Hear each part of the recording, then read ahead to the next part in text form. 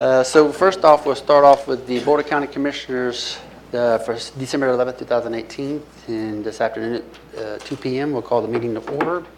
And I'll ask Commissioner Hutchings to do the Pledge of Allegiance. And then we'll move to approve today's agenda and board meeting minutes from November 27th, 2018. We do have two presentations. The first is with the Auditor's Office and the Minister's the Oath of Office. And I don't think that's very complicated, but do you want to explain just so the public knows? Yes. Normally, the Oath of Office is taken to a newly elected official in a ceremony which is planned for, I believe, December 31st. Unfortunately, the county auditor, who was re-elected this past November, will be out of the office. So there is an option that she can be sworn in at the last formal Board of County Commissioners. So that will be today. And I believe County Auditor Mary Hall will be bringing Judge Schaller, the Superior Court judge, to sort her in. All right. Any comments or questions? Nope. Good. All right. The next presentation is with the Commissioner's Office, and it's the proclamation recognizing the Day of Service for Volunteers. And that's usually a big one. Yeah, this is a great recognition to all the service members from the Joint Base Lewis McChord. And in early November, they spent a whole day helping in many projects around the community. And there will be some representatives coming in this afternoon. Not quite know who, because they didn't want to reveal the names. Apparently, they have a little bit of a security issue with that. But anyways, there will be some individuals, and that will give the board an opportunity to thank them for the service they provided during that day. Sure. That'll be good. Yeah.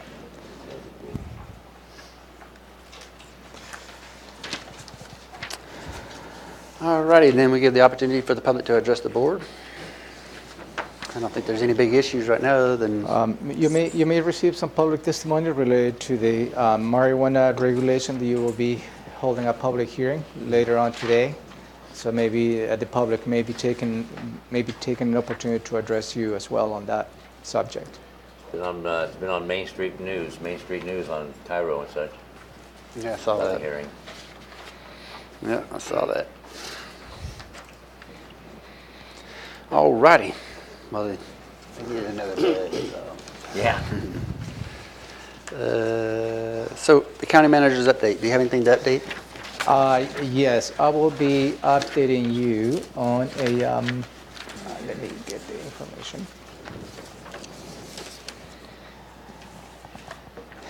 You may recall, you may know that Mr. Ed Crawford passed away suddenly here in the last couple of weeks. And Mr. Crawford has served as part of the Civil Service Commission here in the county. And I would like to probably pay our respects in his memory this afternoon.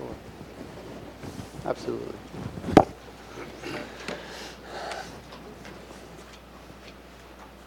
All righty, so that gets us to that. And now we'll move into consent items. And so consent items A through H. I'm sure we reviewed some of these, so we might just be touch and go on some, and others we might be brand new. So I'll just go with 3A, which is from Public Health and Social Services, and this is a resolution reclassifying a position from a financial analyst to a accounting analyst number 4. Yes, thank you, Commissioner. This position was vacated a couple of months ago. That was the financial analyst. And the department has gone through the process in determining if this particular position is adequate to meet their business needs. In the result of that analysis, along with the Human Resources Department, they determined the best classification will be the accounting assistant 4. This particular action for your consideration the salary goes from $6,839 to $5,626. That will be a reduction of $1,212 a month, or just about 18%. And this position is not covered by the general fund. It is covered by all the public health funds. Comments, questions? No. Nope. And also this item is aligned with strategic initiative number 18. Make sure we get those in there. All right, 3B. 3B is from Human Resources, and this is the memorandum of understanding from Thurston County and Thurston County Deputy Sheriff's Association Administrative Support Group.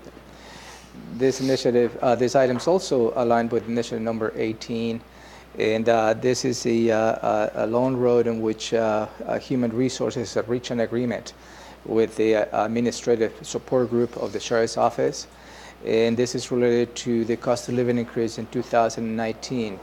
They have agreed to a 2.9% increase. In addition to that is a 0.4% of medical leave contribution to those members. And the staff is asking for your concurrence on this MOU. I'm okay. You're okay? You're okay? We're all okay.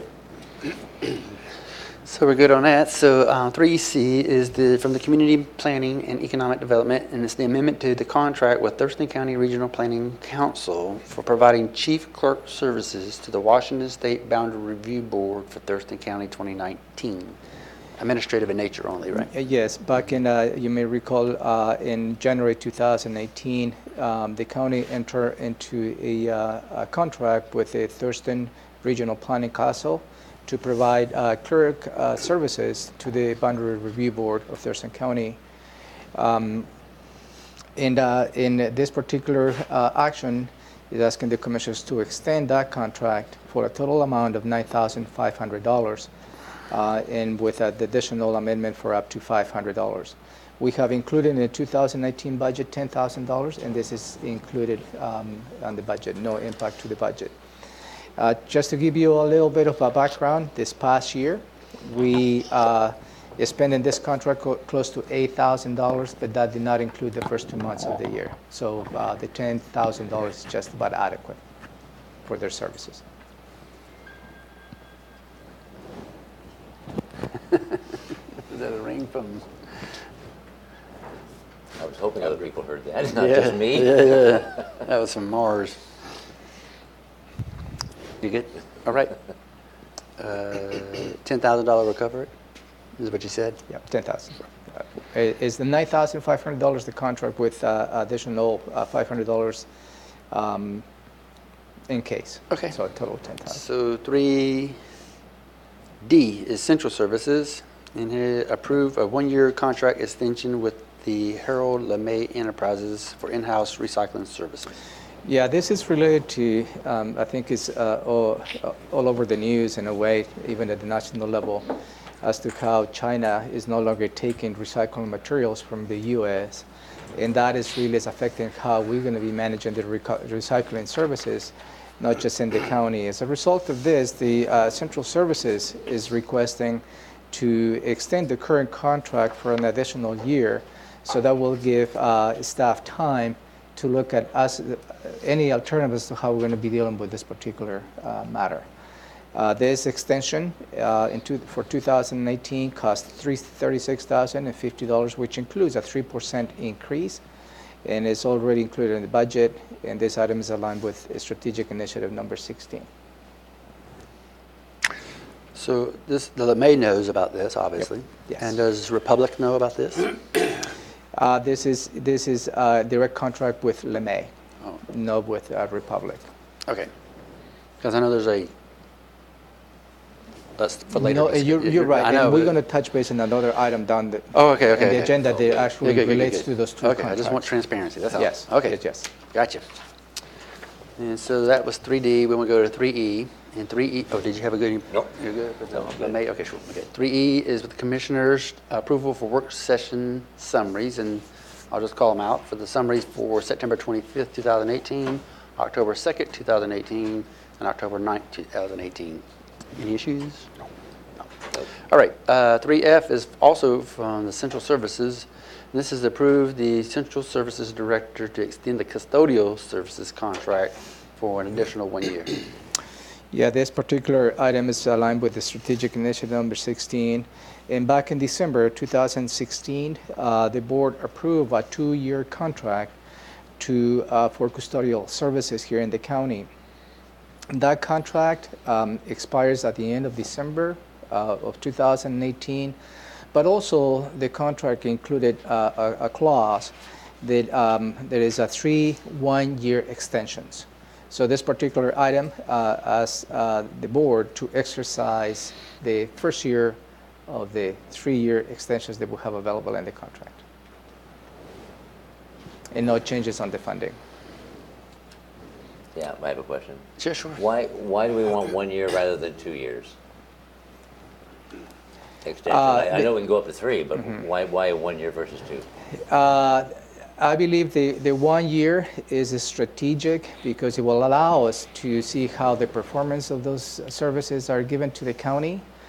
By committing in 2 years, we will not be able to back away from that contract in that 2-year period. So if we stand for 1 year, for whatever reason, the level of services are not maintained in next year, we just terminate that contract at the end of 2019. But it's the same company we've had though Yeah, for 2 it's years. the same. It's the same contract. It's the same outfit. Okay. You good? Robin. No, that's okay. Go ahead. Okay, sure. Let's see, I'm on 3G.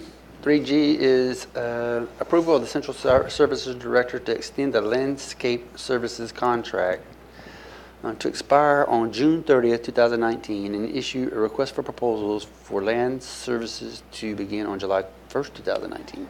Yeah, this action is aligned to Strategic Initiative number 16, and this is a request to extend the existing contract for an additional 6 months, expiring on June 30th, 2018, with the purpose of giving the staff time to go with an RFP process to secure new services for landscape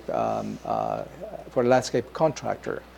And we are hoping to have the new contract in place by July 1st, 2019. And again, this is just a 6 months extension to go through the request for proposals. Are you good with that? Wait, Steve's reading it. Yeah. Yeah. I'm good with it. Yep. Just checking wording for the motion. Yep. All right. So I guess it's out of landscape, puts us into 3H, which is the auditor's financial services items. Okay, so that moves us into department items. Item number 4 is with public defense, and so this is the set of public hearing to amend Thurston County Ordinance number 14114, Standards for Delivery of Public Defense Services. Yeah, this is a request for the board to set a public hearing. You may recall the Director of Office of Public Defense provided a briefing 3 weeks ago where his attempt, or his objective, is to update all the different ordinances to match the state standards, which they already practice. They're already practicing in his office, and this is just to gear public testimony on those potential ordinances to change the existing ones which are outdated.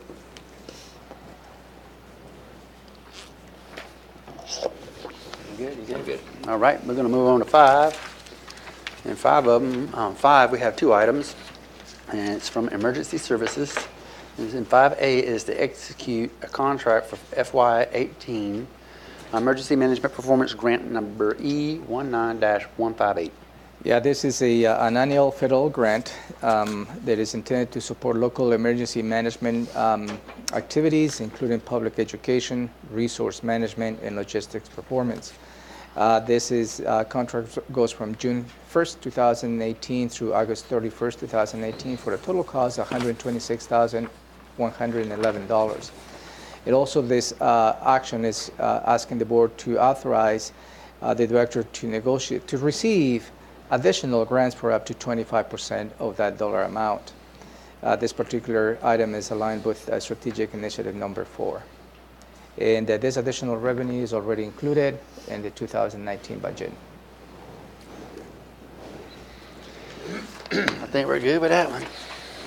All righty, so that puts us up 5B, where 5B we've talked about before, with the basic life support agency contract, and another one otherwise known as BLS. Yeah, on That's a how I yearly know it. basis. Yeah, thank you. On a yearly basis, we negotiate contracts with to provide basic life support (BLS) with the West Thurston Regional Fire Authority, the Southeast Thurston Fire Authority, Lacey Fire District, East Olympia Fire District, South Bay Fire District, McLean, Black Lake Fire District, Tenino Fire District, Riffing Fire District, Ball Hills Fire District, Bucota Fire District, Olympia Fire Department, and Tumwater Fire Department. And the total amount for 2019 to provide those services in all those 12 fire districts is $1,043,759. Each particular contract will have a different amount depending on the number of calls that each of those districts receive. And this is a request to give the director authorization to negotiate those individual contracts up to that amount, which is $1,043,759. And this action is aligned with strategic initiative number 5. We got one good, but one question. The fund? This is Medic 1, no general fund. Okay, thank you. Thank you. Medic 1. All right. Item number 6 is with Public Health and Social Services. This is approval of Department and Social Services Vocational Rehabilitation Contract number 2. Yeah, this is an amendment number 2 to the Washington State Department of Social Health Services, particularly the Division of Vocational Rehabilitation DVR program, which extends the period from January 1st, 2018 through December 31st, 2020.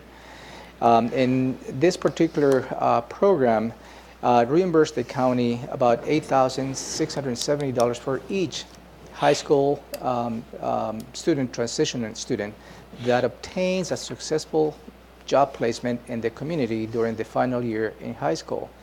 And this is targeted for students with developmental disabilities in Thurston and Mason counties. Comments, questions? I'm fine, yeah. All right. Okay, so that gets us through Public Health. We're going to move to item number 7, which is from Public Works. And this is the authorization to issue requests for proposals for contracts associated with the operation of the county solid waste facilities. I believe that's the contract you were making a reference, Commissioner Blake, earlier. Oh, and yeah. this is a request to issue a request for proposals for this large contract That's for today. at the Waste and Recovery Center, the WARC, which is located on the Hawkesbury area, as well as on the Rainier and Rochester satellite locations. This existing contract is a very complicated contract between Republic and LeMay and Waste Connections. Expires on May 1st, 2020. And the request is to give staff enough time to negotiate a new contract, perhaps for the next 20 years. Just to give you some data, we process close to 220,000 tons a year of refuse. And we serve close to over 230,000 customer transactions. And this action is aligned with initiative number 8 of a strategic plan. Last week, Commissioner Edwards asked for a timeline of the process, and his staff will be highlighting the timeline this afternoon when they give you a presentation on this item. Go ahead. Yeah, sure. Prior to this RFP going out, will we have discussions on the particular issues within that RFP? The content of it? Yeah, the content of the RFP, so we get just a basic understanding of what we're asking for.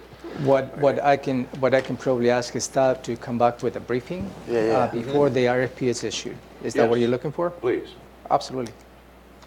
Before the RFP. Yeah, before the RFP. Yeah. Yes. Right. And we're extending our contract with LeMay for a year. Are there other associated contracts that we'll need to adjust before all this is said and done? So, not that I know. The contract that you review extended for 1 year with LeMay is just the same outfit, but it's total different services. It's total different contracts. Okay. The previous one is the recycling services and county facilities, buildings, and this is at the Waste and Recovery Center. All right. Yeah.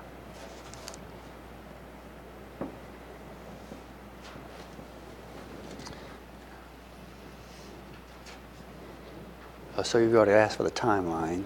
That's what I'm worried about too. So this afternoon, staff will be presented to you the timeline. This afternoon? Yeah, during their presentation. Oh, Okay. All righty. Any other thing? Nope. Anything on that? Okay, 7B. 7B is also through Public Works, and it's to approve supplement number 1 to the interlocal agreement between Thurston County and the Confederated Tribes of Chehalis Reservation for sewer, water, and street services for the Eagle number 4 development. Yeah, as a matter of background, the first agreement the county entered with the Chehalis tribe to coordinate the development efforts they have on the Grand Mountain area, that resulted on the agreement as we call the Eagle 1. And that is related to the Marriott Hotel that has been built at the intersection of Highway 99 and Highway 12. And also they have plans for Eagle 1 to extend that development to include a destination restaurant and I believe a destination brewery. Based on the success of that particular agreement, in which the tribe is going to be building at runabout at 198, I believe, and Highway 99, and so at their own cost. So I checked, and they have already awarded the contract to the contractor. Oh, yeah. So I think depending on the weather, they're going to start breaking ground soon. All right. And based on the success of this particular agreement, staff is requesting to enter into a supplement to work with them on the plans they have on the Eagle 4 development. And that is across the north of the intersection that I just described. And this agreement includes providing water, sewer, and also how the transportation infrastructure will be mitigated as a result of that development. You good with it? Yep. But no date for a shovel ready? Just wait for the weather. Okay. I heard you. I just wanted to hear They didn't give me any specific date. So I was just super excited about it. beating finally. around the bushes. It's taken 4 years to get to that thing, man. Okay, so I'm on 7C, which is the contract award for the Delphi Road upgrade Phase 3 of 62nd Avenue Southwest to 32nd Avenue Southwest, project number 61451. Yes, we received 9 bids on November 28th, and the low bid was $2,609,943 from Sterling Brain Crushing Incorporated. Staff is requesting to award the contract to this particular outfit in addition to 20% to cover any expected cost during construction for a total contract amount of $3,131,212. The engineer's estimate was $2,735,000, so the low bid came just under the engineer's estimate. The funding source for this particular project will have $1.8 million from the Rural Arterial Program, which is from the County Road Administration Board, and the remainder, $1.3 million, will be coming from the County Road Fund. And this is already included on the budget. Question. Sure. Go ahead. Out of the bids received, maybe you don't know this yet, but somebody from Roads might, what was the closest follow-up bid to this bid, to the winning bid? In terms of the outfit and the amount, or? The offer that they would do it Yeah, for? what I can probably do is give you a copy of the bid sheet that we received. Will that suffice your? That would. And then, I know I've disagreed with the process on bidding it sometimes about that we can't take into consideration past performance, but I would still like to know if there are any issues of past performance, then maybe we could just scrutinize the operation better, or maybe we don't have to. But I think that's worth the board knowing that answer. Yeah, this particular outfit does not have any issues in past performance that I know of. Okay. And as you stated, by law, state law, we have to award to the low bidder. Sure. And So- I'm not questioning Yeah. the state law. I don't have to agree Past with it. performance does not But- play a role as to how we select the services. But of it them. could certainly play into how we Right. scrutinize a company's operation. That's all I'm concerned about. And you're absolutely correct, because in my past experience, what has occurred for those outfits that perhaps have not performed adequately, it requires a lot of effort from the county, and also requires a lot of effort from everybody involved in that. So, Thank you. yeah. I have a on question point. for you, Commissioner, and that, what would it matter, or what are you looking for in the difference between the lowest and the next highest bid? I'd just like to see the comparisons. I'm going to get the whole list just to look at, just to see what kind of a variation on bidding we okay. received. Yeah, we'll share a copy with you. Yeah.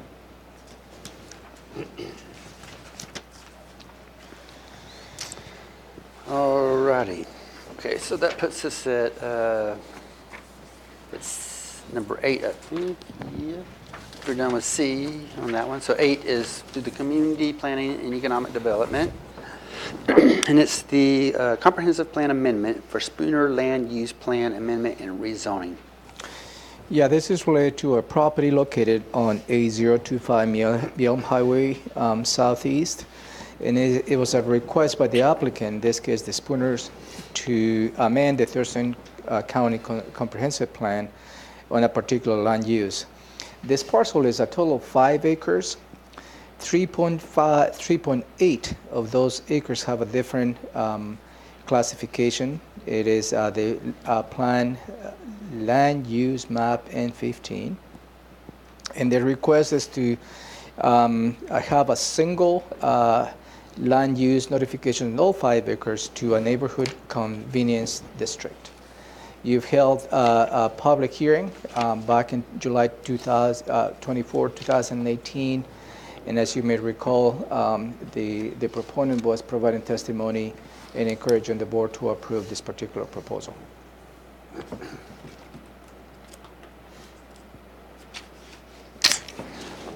You good? Yeah, this is the one that doesn't impact Van's Burgers, right? Right. Got it. No We're good with burger, it. no burger impact. Okay, moving on to number 9. Number 9 is the Commissioners and County Managers item. So we have the approval of an ordinance establishing the collection period of system of rates and charges for Thurston Conservation District. This is the next step on the in the process. On November 27, 2018, the board approved the implementation of the systems of rates and charges for the Thurston Conservation District. During that time, the conversation, the board decided to split that decision, meaning that on November 27, the majority of the board approved the rates and charges, and you delayed your decision in terms of the timing, The duration. the period, The the duration. duration for today's hearing. So this particular resolution includes the initial request from the Thurston Conservation District Board of Supervisors for a 5-year period. And as you know, the Board of County Commissioners has the option to go with 1, 5, 10, or any period that you would like to implement. So this is up for your consideration, your discussion.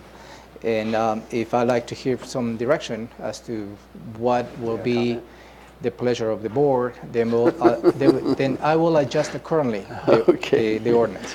Well, we got I comments. do have comment, yeah. Well, all 3 of us do, so. What would happen if the board chose not to affirm anything on this particular issue? What would be the next step? By default, you will it will be for 1 year because you already approved the rates and charges.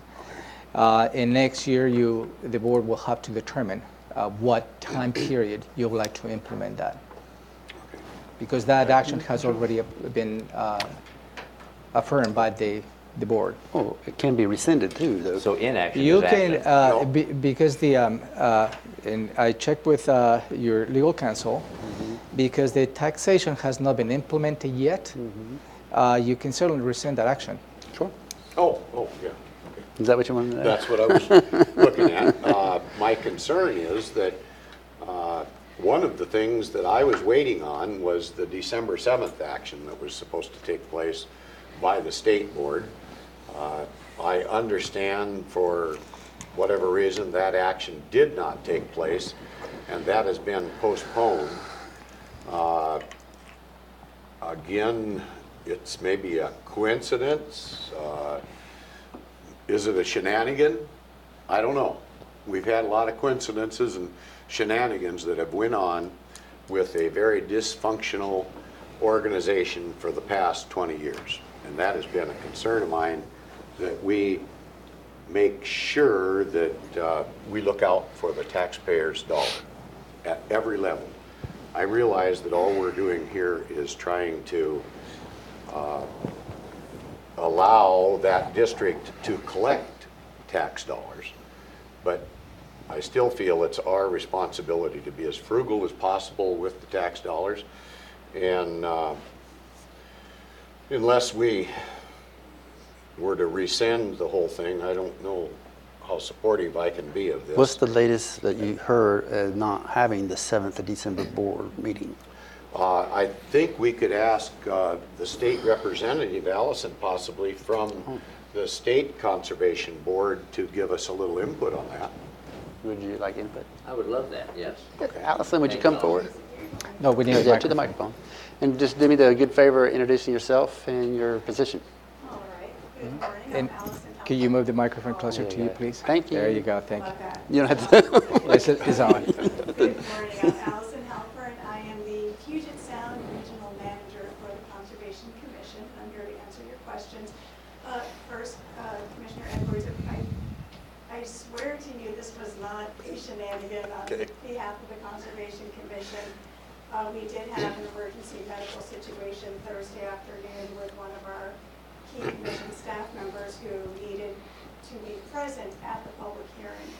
So it was a last-minute chaotic decision, but we couldn't do it without him at the hearing. So they're looking to reschedule it as soon as possible, hopefully in January. Well, let her finish, let her finish. Go ahead. In January, you said? Yep, Any- that's what they're looking at. Any target date in mind? I believe they are tentatively looking at potentially the week of the 13th or 14th. They have their regular commission meeting that week, so they're looking at maybe scheduling that week since commissioners will already be traveling. But they have not set a specific date yet. Sure. You said the last one was a result of a medical emergency? This was a medical emergency. And is it with one of our core staff. Not a shenanigan, but is it just coincidental that two of them were back-to-back medical issues where they did not meet? It was complete coincidence. They were completely separate. The timing, I know, is awful. I know the optics are Right. horrible. Right. But I will tell you that it was chaos on Thursday with two medical emergencies and not knowing if folks were okay. Okay. You want to reply? Yes. Sure. Actually, there's two issues. The Conservation District Board of Supervisors had hired a auditor, a separate auditor from the state auditor. That's correct. And that has not progressed along for whatever reason as fast as it could have. And the second thing is, it's my understanding that the same medical issue, which I don't know how far we get into with HEPA things, but HEPA or Yeah. HIPAA? HIPAA. Okay, HIPAA. With the same HIPAA's person different. that has resigned his position at the State Conservation District. So that person that was going to be instrumental in the hearing on the 7th is no longer going to be in that position come January. So it's just a But it's- sequence of okay, events. Okay, there's two different things. Can you go back to the medical thing and talk to the HIPAA? Well, no, I mean, Okay. I just, am I correct in that assumption? And then we'll address the auditor's thing, okay, separately. Okay. Sure. So going back to the health issue, we have several core commission members. So the executive director is retiring in mid-January. I don't have a specific date though. So I don't know if he will be present the week Oh. of the hearing. No, let her finish. There are multiple core staff members, and there was another one who was crucial to the hearing who is not retiring in January. Okay. Okay, I guess, but I had heard that that person's last day was December 31st. Now, I could be wrong, I don't know. I don't know workings up there. Are you saying that that person is not going to be retired until the month of, somewhere in January versus So, December 31st? I can text real quick and find out director's official retirement date is.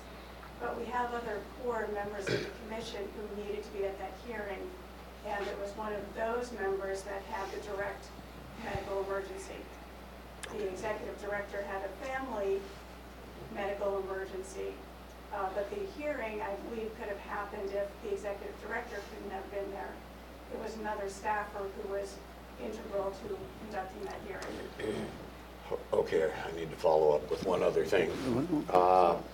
Has it been rectified with the Attorney General's office on the representation that was to take place with the Conservation District? Legal representation? Legal Okay. representation from Legal. the Attorney General's office. Apparently, that attorney has stepped down. Can you comment on that at all? I can't, because I am out of the loop on that one. Okay. You cannot? Okay, because you're out of the loop, okay. I can check in. Oh, that's fine. Have any information on that. Maybe we'll need that information at our 2 o'clock meeting. That might help. Okay, that's a follow-up, if you may, to him. Can you address the auditor's statement that he made? So the Thurston Conservation District is scheduled to have an audit done by the state auditor's office. They concurrently decided to utilize the services of a forensic auditor who had offered free of charge to conduct another audit of the Thurston Conservation District. At their November 15th meeting, they passed a resolution that this would happen, and they delegated the duties to their legal counsel, the Thurston CBD legal counsel, to draft up a contract with this forensic auditor with a non-disclosure agreement and a scope of work. And it's my understanding, in being CC'd on emails, that the legal counsel has been working with the forensic auditor, getting a list of what the forensic auditor wants, and communicating with staff and trying to coordinate meetings with key staff members and this forensic auditor. So I know it's been moving forward. I get CC'd on all sorts of emails every day from all of my 12 CDs, but I do see this correspondence going on. So there is stuff happening, and it is moving forward.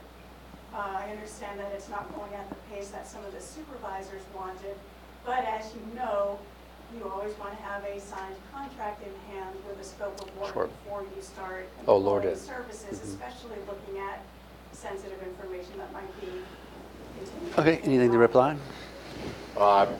No, but I would take exception to the sensitive information portion of that statement, only because we're dealing with taxpayers' money. And I think anytime we're dealing with taxpayers' money, we should be completely open and above board at all times. And Commissioner Edwards, I agree 100% Okay. about transparency and openness, but with CDs, when you have information with individual landowners, where that information needs to be redacted as far as addresses or taxes. Sure, that's easy, yeah, that's easy. So Personal there is a stuff. process to make sure that the proper information is not revealed when doing an open, transparent audit. One more. Okay, I do have to comment on that, because apparently, that is one of the bone of contentions with the Board of Supervisors currently, that there has been shenanigans in the past on how the taxpayers' money was expended, and I would like to make sure that we always let the public know where those dollars were expended, and if those were expended at an individual's residence or on their property, I think the taxpayers have every right to know at all times where those expenditures took place. And I, again, agree with that, but providing sensitive information like social security numbers, that's the sort of yeah. information I'm talking about. Okay. With all of the CDs, that information is completely public, and this is something that you and I talked about earlier, and I emailed it to Raniero. There is in statute a section in 8908-210 that allows a conservation district to create an advisory committee with either a member of the county legislative body or a delegate to work with the district closely. So if you would feel more comfortable having an advisory committee with one of the commissioners on it, or Miro, if you were lucky enough to be on this committee as well, Right. or delegate somebody on behalf of the county, you could get members of the public on it, but you could have that added demonstration of transparency because that person could view the public records. And at any conservation district meeting, all of that financial information is always available. Checks that are disseminated, bills, invoices. When they do cost shares, that is publicly discussed at these meetings. So we do fully support that transparency, and I understand exactly where you're coming from, that you don't want shenanigans or improper conduct, and we want to prevent that. One more, just Sure. follow up. You keep saying one more. One more. Well, points of interest brought up, I guess, during this discussion.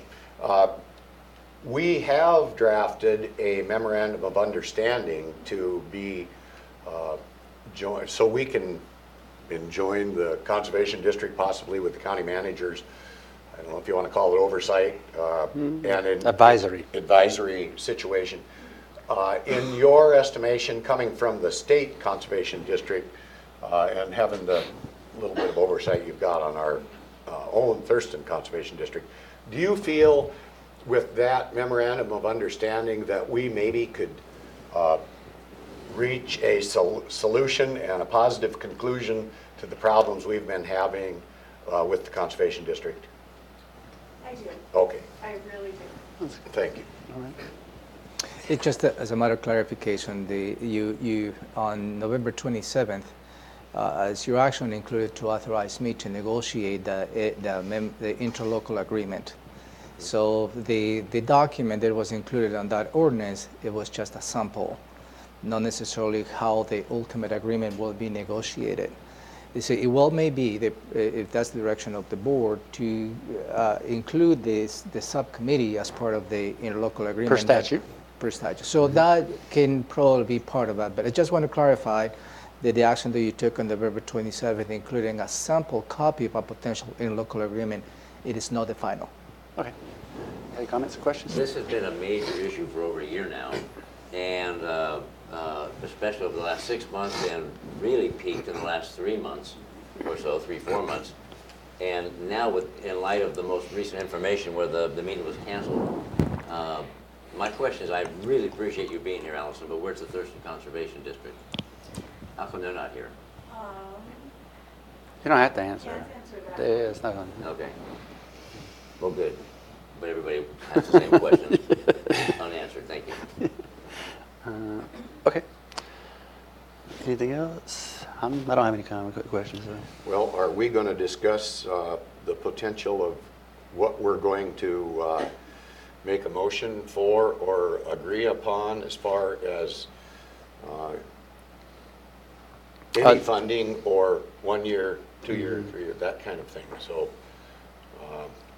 that's or rescinding a prior motion. I'd like to have a little further discussion on what we're going to do on that particular issue. If this is the appropriate time, or should we do it at our meeting at 2 o'clock? This is the appropriate time, and at least from an administrative point of view, I will encourage strongly the board not to rescind the action that you took on November 27, because by the sheer nature of you rescinding that action, you will ask the Conservation District to close their doors because there's no funding. And I believe the struggle the Commission has is the Commission does not have an administrative oversight. And that is the difficulty, and you understand your conundrum. I really do. Because you, as you, the approving authority to tax the citizens of Thurston County, I believe you also have the obligation that tax dollars are spent correctly. And that is probably the difficulty that I see, because the role of overseeing the administrative duties, right, wrong, and different, of the staff from the Thurston Conservation District, that is the role of the Thurston Conservation District Board of Supervisors. And I believe the proposed in the local agreement, that was an attempt to bridge that gap. Really, it's just an attempt to bridge that gap. So that is just my administrative perspective to the board. I am not interested in a rescission of our decision or the previous motion, and I'm ready to give I'm ready to move on a time frame for an MOU or contract, but I'm not interested in 1 year. All right. Okay. Would that fall, that memorandum of understanding, fall under what Allison has mentioned here? And I think it was RCW 8908. Could you repeat that, Allison? Was that right? Because it's important to me. Last paragraph. Say it again, please. It's the last paragraph of 8908210. And can you restate what it says, please? Just Best- roughly. Roughly what it says. Can you restate what it says? No, you don't have to give, no, just Okay. off the top of your head. Basically, what that last paragraph says is that the Conservation District can enter into an agreement with the county legislative body to either have a commissioner on it or a delegate Delegated. to be on an advisory committee. Okay, sure. And that's a formal board of some sort. Is it a board? Formal advisory committee. Okay. But the Board of Supervisors will have to approve that. And that is the gist of their local agreement. Okay. That's important to me as far as the number I have in my mind of what I think the Conservation District should go. If that were to be able to stand up, I think 3 years is adequate and be formalized. If not, I'm a 1 year person. So, I would like to say that probably I have a difference of opinion with my fellow Commissioner Hutch on this particular issue, because I would refer back to a earlier agenda item that we discussed with a maintenance contract. The reason we don't go more than 1 year is we have oversight. If you go more than 1 year, then you end up in a situation where they could kind of, well, they could coast, if you will. I would like to make darn sure that everybody is on their best behavior and works as hard as they possibly can to rectify a problem that's been lingering in Thurston County for at least 20 years. So I think it's incumbent on us to make that decision to help them along, realizing we don't have oversight. So I do think that 1 year is an adequate amount of time to see if they could get adjusted and headed down the right road. We will know that within the next 6 months, I'm sure. And then we can start the process for reauthorizing another period of time based on how well they're going to do on this year, should we give them a year. So my initial thought is that I cannot support any more than 1 year, and if it goes more than one, I will definitely have to vote against any other number? anything at all, and maybe rescind the ordinance. I don't know. Okay. I just can't envision. It's almost like giving an alcoholic keys to the liquor room and asking them to clean up in there. Nobody's going to be around to supervise. Okay, Romero? Yeah, and my attempt is not to argue your comments, but I'd like to give you a perspective from the logistical point of view. And the logistical point of view is on the previous ordinance authorized the county manager to negotiate an interlocal agreement with the Thurston Conservation District. Logistically, that agreement will not be in place because both parties have to approve for at least 3 months. That will put us 3 months on the year.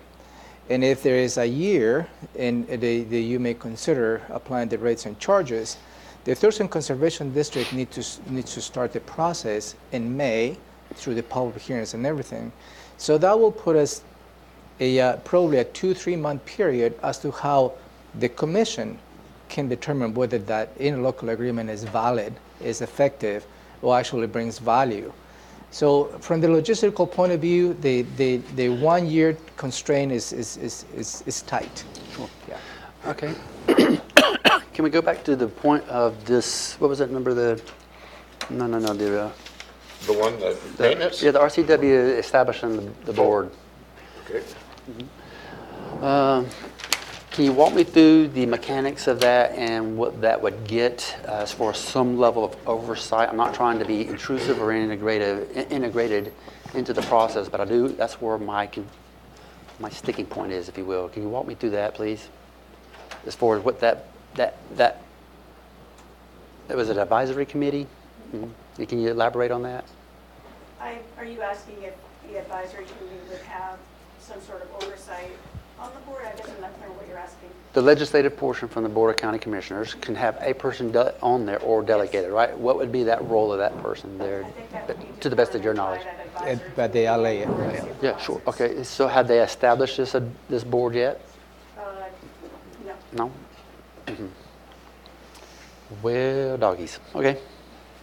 Because the instrument to establish that subcommittee will be the ILA, the interlocal agreement. And that has not been signed yet? No, because you just authorized me to negotiate that agreement. And so have you had a chance to even talk with Sarah or anybody else? We are talking in terms of that we need to get into an interlocal agreement, but the actual negotiations will begin next year, January 1st. When you're done, sir. Yeah. I would hope that we can get there before, well, it's not going to happen today, right? No, it's not going to happen today because that's a very complex document and it requires an approval by the Board of Supervisors as well, because that is a two-party agreement. Okay, well, without that, it does not get the level of involvement, I guess, from a county. Well, it goes back to the whole interlocal agreement. It's not binding, but if you have this board and there was a person there and there's a formal board, then you can have something more realistic and tangible for the interactions to happen to get that oversight. Because without the oversight, you're winging it, and I don't want to wing it. So, well, that's just going to put me at a one-year decision at a vote, and I don't want to do that either. So, I want the oversight. Go ahead. I guess with all due respect to the county manager and Commissioner Hutchings on their point of view, I would advocate that we give the Conservation District 1 year's funding. I will say one of my biggest frustrations in government has been the snail's pace that the bureaucracy generally works. I would like to push that along a little bit. I think that responsible people within the Conservation District, if they wanted to make amends, they've had 20 years to make these amends, and by golly, I think that we can give them 1 year, and that'd be adequate to know if we want to reauthorize this same process next year. So I would, I don't know if I need to make a motion. No, not yet. Not yet? Okay. So here comes a question. Can this be pushed to the 14th and get a verbal agreement of the ILA specifically to that 89.08210? Verbal agreement from whom? At least Sarah, the executive director, or the board of supervisors. That will be very difficult for me to convene a Board of Supervisors meeting before Friday. All righty. I can certainly reach out to Sarah and have a conversation about this new RCW and get a concurrence with her. Sure. All right, what's that? I just think that although I respect Sarah's position, if we're going to move forward on any type of memorandum of understanding or oversight of any type, we need more than Sarah's input. We need to have the elected board of supervisors buy off on that as well. Shy of that, I want the Conservation District to succeed. I know I'm in a negotiating position here. I don't want them to fail, and if we don't give them any money, they fail. If we give them 1 year, they've got an opportunity to succeed. Will it take a little more work? Yes, but that's what I would opt for, is a 1 year funding mechanism Okay. for this time around. So we're not going to rescind. We're going to keep it on there and deliberate more about what year to select. So I'm going to move on. Okay. All right. So you will deliberate this afternoon? I'm sorry. You will deliberate this afternoon? I'm just saying we'll make a yes. Okay. Yeah. I There'll be a just discussion point during the vote point time. Yeah, what I I'm just going want to for. make sure what you Yeah. The discussion period during the voting portion, when I call the vote. Yes, Allison. May I make one little closing remark? Yeah, sure. Commissioner Edwards, and Commissioner Blake, I completely understand your concern, and I know that, for me, it's really hard that this is happening in my own backyard. I know that you want to see the conservation succeed. The Conservation District does really good things for local farmers and helps them, especially in a non-regulatory capacity. The public wants to see the Conservation District succeed. And you know from the news and the Olympian and local news and the outpouring of support by the public, the extra scrutiny by the Conservation Commission, which has gone far enough to withhold funds because they're not following proper accountability procedures. We know that they have not one but 2 audits going on right now. I mean, as far as scrutiny, you're not going to see a more heavily scrutinized conservation district right now than the Thurston Conservation District.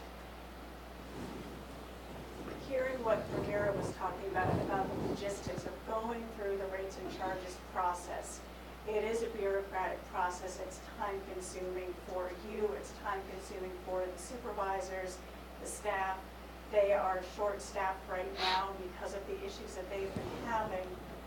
I would offer perhaps a 2-year, because that would give them a year to get back on their feet, figure out how to move forward, have an advisory committee created, have a Conservation Commission help, which we are continuing to do because we expect and demand that accountability also. See what the auditors say, see where there's room for improvement, get better training for the supervisors and the staff, give them that year, and then give them a 2nd year with that full funding so that they're back on their feet and they can demonstrate all the services that they can provide to Thurston County residents. And then revisit it after 2 years. But I think 1 year, they're already going to be in rates and charges mode early on when they're still trying to get everything back together and build their staff and build their capacity. I think that 1 year turnaround is going to be really difficult. And it'll be time consuming for you also. All right. So I didn't ask you, but I was going to ask you what your recommendation is. I think that's what you were just expressing there. Is that? I would say, for me, 3 would be ideal, 5 would be fantastic, but I understand realistically, I would say a minimum of 2. Okay. Thank you. You bet. Thank you. Thank you very much for coming today, Allison. Any other questions? That's meaningful. Not that you can answer. Okay. All righty. We're going to move on to 9B. And 9B is the approval of enterprise reporting program on quality assurance contract. Robin, you have that? Yes. Gotcha. Sorry, I was looking something else up. Yeah. So What's our ERB? yes, the ERP or Enterprise ERP. I'm sorry, Reporting P. Papa. System is a very large system. It's probably the largest project that the county has undertaken. It will replace our financial and our personnel system and quite a few other ancillary systems that the county uses. And to make this project successful, it will take some expertise in selecting and implementing an ERP, and the county does not have that expertise. So we are, as part of the project, requesting to contract with the GFOA, the Government Finance Officers Association. They are a national nonprofit. Their sole purpose is to assist local governments to be successful. They have 20 years of experience in selecting and implementing and assisting local governments to implement ERPs, and we would contract for their services. This is one way we could assure success of the project. That 200,000, that will be more than sufficient? Or just about sufficient? It may be about sufficient. This is an up to 200,000. The GFOA has a menu of services, if you will, that we can select from. if we selected everything on their menu, we could spend more than 200,000, but I do believe that 200,000 will get us what we need. And the reason I ask is it doesn't say that, increase on the cost for unforeseen changes up to 15% or something like that. That's not in here. And I was wondering what, at 200,000, what is your maximum authorization? 200,000 It is would be 200. my maximum And authorization, then yes. Romero has 200, and so you can combine it. Okay. No. Yeah, we can go up and forth. I know. That's not part of the motion. I am asking for a maximum of 200,000. That's Okay. 10% or less of the project. That's not an unreasonable amount in a project of this magnitude. It's going to cost us somewhere between 2 and 3 million when we get everything done and installed, and it'll take about 18 months to Okay. get it done. So So if it's going to be over 200, you just come back. I would come back to the board if we were going to spend more than that. Okay. The funding source? This is coming out of our large IT system reserve. It is going to be billed back to every office and department because this system impacts every single office and department in the county. So it'll be borne across all funds. Thank you. Good.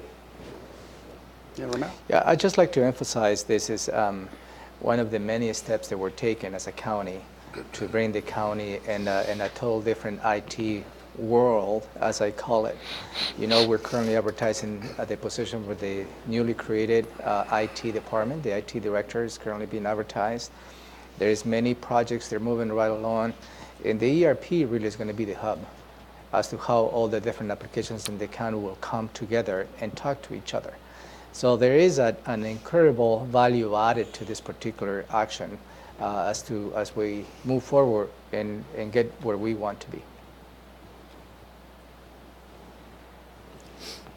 Anything else? You good? Good? All righty, we're good on that. That was B. So 9C is adopt budget amendment number 7. Yes. So what does that mean?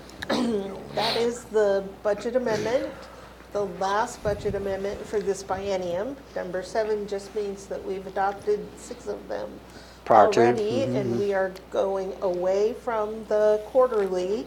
So last year we did 4 quarters. This year we're adopting 3, and next year we will have 2 amendments, a spring amendment and a year-end amendment. So number 7, this is just the 7th in the series. Okay. This budget amendment, just to recap, the last time that you reviewed the amendment and the one that we went to the public hearing on last week, increased the general fund revenues by $964,000 and it increased expenditures by $846,000. Those are just in the general fund. Yesterday I received an update from the sheriff's office. He has identified that they will be overspent more than had been anticipated at the time they submitted their request. So in this amendment that you have reviewed, they had anticipated being overspent by, they were asking for approximately $440,000 in addition to their current revised budget. That included $38,000 for the North Thurston School Resource Officer, $5,000 in funding for the boating grant. They were receiving a grant, $2,500 for the gun purchase for a tribal member on the SWAT team, $259,000 for the COLA that was negotiated in arbitration. So those were expected, but it also had $173,000 for just spending more than anticipated in personnel costs. So what the sheriff is telling us now is that $173,000, That portion. yes, that portion in particular needs to be $283,000. So it's an 100,000. increase of $110,000. Puts us at, it was 134, something like that, total, when we added it last time. Right. And now it's 234. Yeah, well, it's 284. Okay. something like that. 284,000. Oh, okay, yeah, I I knew it was somewhere think in there. Commissioner Yeah. Blake was asking the bottom line impact to Bottom the line, general yeah, fund. yeah, yeah. Oh, on the general fund. Yeah, that's what I'm after, yeah. The bottom line Yeah. impact. So no, you were accurate. The bottom line impact of fund balance had been going to be actually more revenue than expenditure. Right. This change brings us just about dead even on the expenditure and revenue additions. So it's up Fine, around the so- 964,000 it evens out there, is that what you're Yeah, saying? it's going to be $960,000 in expenditures. We have 964,000 in revenue Oh, that got we 4,000. identified. So some of the major actions you're taking that are generating revenue into the general fund have nothing to do with the sheriff's expenditures. They are because you have authorized an interest sweep that we will implement in this fiscal year, and because we have determined a way to capture indirect costs on treatment sales tax programs. Those two items are bringing significant revenue into the general fund and offsetting the increased need specifically in the sheriff's office and in public defense. You got a question? You got a question? Yeah. Comprehending it. Yes, I'm trying to figure out, well, first of all, I haven't seen attachments A or B.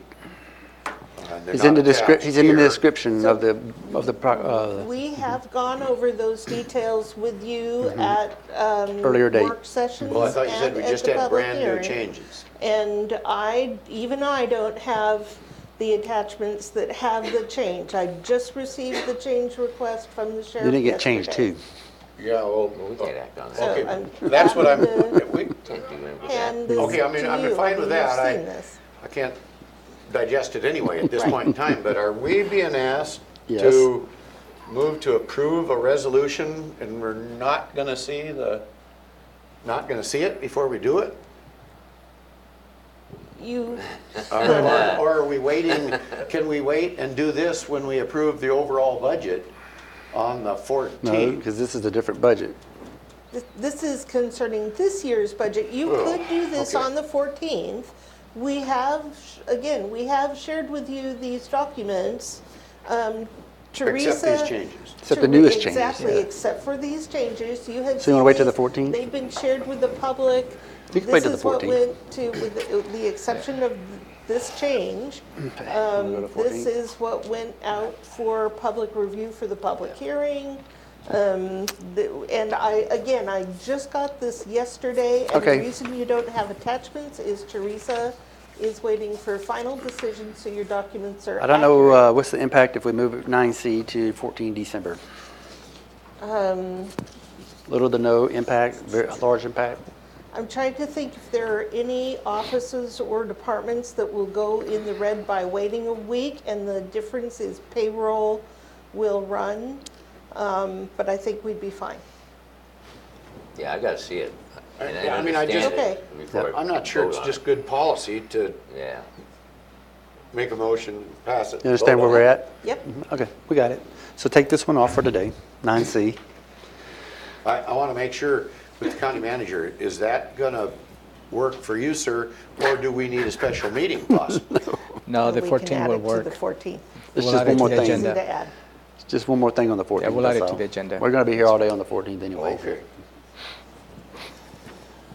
Hopefully, we don't receive additional increases in the next 2 days. That's, Right. that will be the actual worry. Right. Because I can with tell you what this the answer addition, is. The sheriff says that they will close right on the mark. All righty. I know, you got a But, question? just one last comment. I think it really moving forward into 2019 and 2020 after you take an action on this Friday, the 14th, it is imperative for all the offices and departments to start managing their funds within their means. Because I believe that this approach of just continue to spend without having an accountability within their own outfit is not going to be sustainable for the county to continue to do this. You'll flip. And I'm not necessarily picking on the sheriff's office. I'm speaking about everybody who is involved in the budget process. That we need to be responsible as to how we manage our budgets, and everybody has to live within their means, whomever office and department is in the county. And that is in accordance with state law. Yep. Just as follow-up on that, I would like to point out, though, that there are operations within county government that are beyond those particular positions' ability to plan for.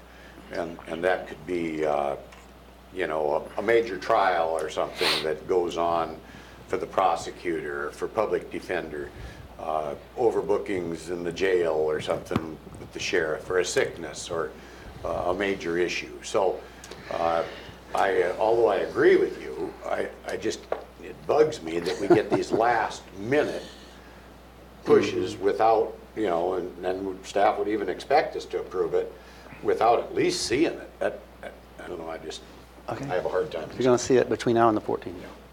Okay. All right, and then at 3 o'clock we have a public hearing.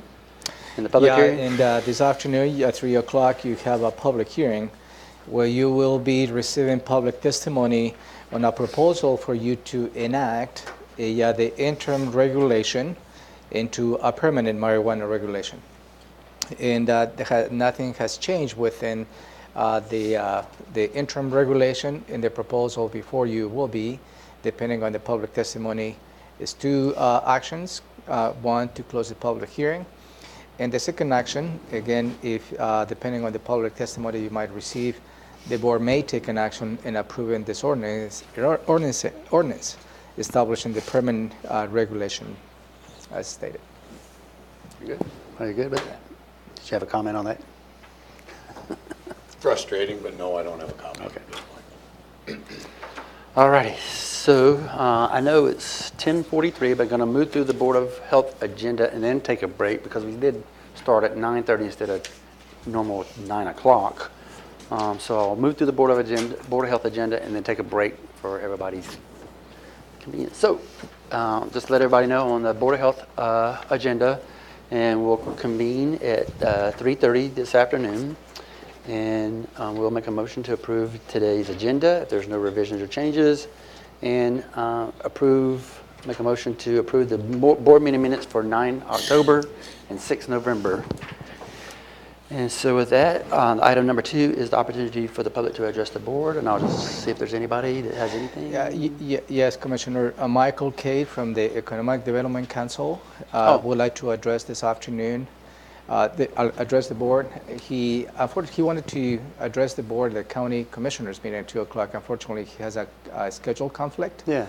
And but he certainly would like to come and address the board this afternoon.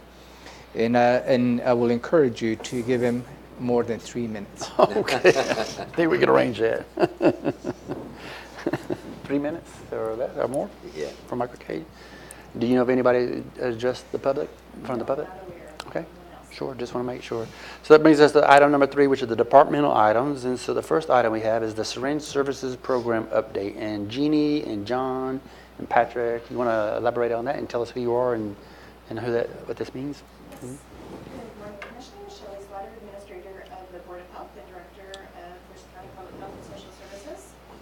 The department item number 3 is the Syringe Services Program update. You received a briefing from staff about 3 weeks ago, maybe a month ago, discussing the Syringe Services Program, and staff will be here to give an abbreviated version of that briefing for the Board of Health and the public. And Jeannie and I will introduce the item, and John and Patrick will be sharing the presentation. All righty. Any comments or questions? No. And so is this an update from, just in gist, is it numbers, is it programs, is it health? How is it tied to the health? I guess I'm just trying to. This is just an overview of the Syringe Services Program and the benefits of the program Okay, sure. It's been a topic of interest for us. That's why, yeah. That's why. Okay. Item number 4 is Thurston Thrives update, and it's monitoring the community health in Crosby and Mariana Guerrero. Crosby Carter and Mariana Guerrero. Yes. So Crosby Carter is the director of Thurston Thrives. She will be here to introduce this item. Mariana O'Garrow is our epidemiologist. And she provided data for the 3 areas of emphasis that the Thurston Thrives Coordinating Council has selected. And that includes housing, economy, and children and youth resilience. We'll be providing some local data and provide a snapshot of those areas. Any comments or questions? Alrighty, item number 5 is this is going to call for a motion, so this is the adoption of resolution H3-2018, appointing an alternate local health official for 2019. Yeah. Yes, so you have appointed Dr. Rachel Wood as the health officer. Each year, the Board of Health considers appointing alternate health officers in the event that Dr. Wood is unavailable or incapacitated. So this is a resolution of H3-2018 because RCW 7005-051 requires you to have a health officer available. So this proposal is to have any qualified health officer in the state of Washington to be able to serve as backup if Dr. Wood is unavailable.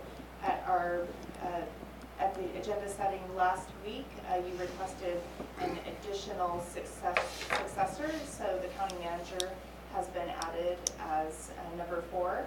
So in the event that Dr. Wood is unable to serve, Dr. Wood would first appoint a health officer, ideally from the region that is familiar with Thurston County, but in the event of emergency, sometimes, especially if it is something major within the region, all of the adjacent county health officers may not be available or may be busy serving their own communities. Therefore, this allows those health officers from elsewhere in the state to be able to serve. If Dr. Wood is unavailable to appoint, I am next in line to appoint someone, followed by the Board of Health Chair and then the county manager. Comments or questions? Nope. Alrighty, item number 6 is also a department item. It's the approval of amendment number 1 to the Lewis County contract for the purchase of Nurse Family Partnership Health Services for 2019. So last year you approved this contract. Lewis County does not currently have the capacity to provide and employ Nurse Family Partnership nurses in Lewis County. So we have negotiated an agreement with Lewis County to provide 2 nurses to serve the Lewis County area with the Nurse Family Partnership Program, serving at-risk pregnant and parenting mothers. This contract amendment amount is $309,822.25 that Lewis County would pay to us, and that completely covers our costs for the program, including travel and indirects. Yep. It's funny. All right, and so item number 7 is for the board members to have any output, and then number 8 is the director's report. Number 9 is the health officer report, and then number 10 is the adjourn. Any comments or questions from you? Anything additional? No? No? How about you? No? Okay, so it's 10:49. I'm going to take a break till 11 o'clock and come back promptly at 11 o'clock because I got a whole laundry list of things to try to get through for the next hour or so. So 11 o'clock. I have one question, Commissioner. You have a December 14th special Board of Health meeting in regards to amending the sanitary code for environmental health fees. Will you be discussing that at today's agenda setting?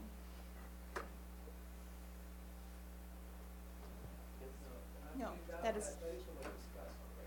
Okay. All right. I thought we voted on it.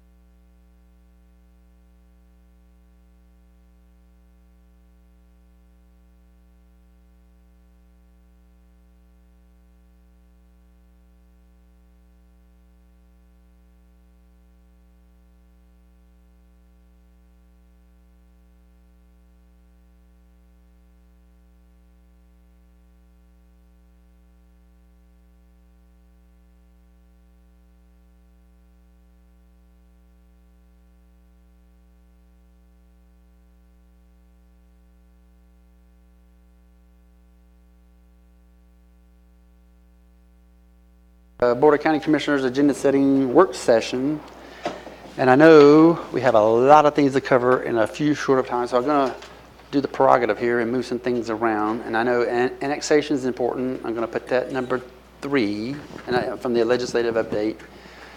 I want to go with 4 and 5, the homeless coordinator and assistants, then the BHO, and then we go to annexations, because it's going to involve public works and a larger discussion of SHB 2665. So if you want to have the homeless coordinator and homeless assistants discussion, and we'll move on forward with that.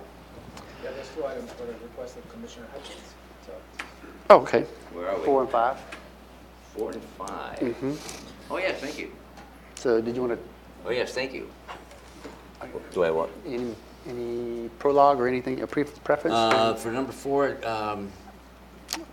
yes, it was, well, regarding the coordinator, we hired one, we haven't hired one, is he or she on board, and who are they? Are we announcing it, or what? Yes. Good morning. We, Yes.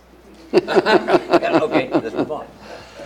we conducted interviews for the homeless and affordable housing coordinator position a couple weeks ago, and we had over 40 applicants. It was narrowed down to a first panel of 8, and we invited the City of Olympia, City of Tumwater, the chair of the Continuum of Care, and the City of Lacey, as well as Office of Thurston County Office of Housing and Homeless Prevention staff and myself to participate in the interviews.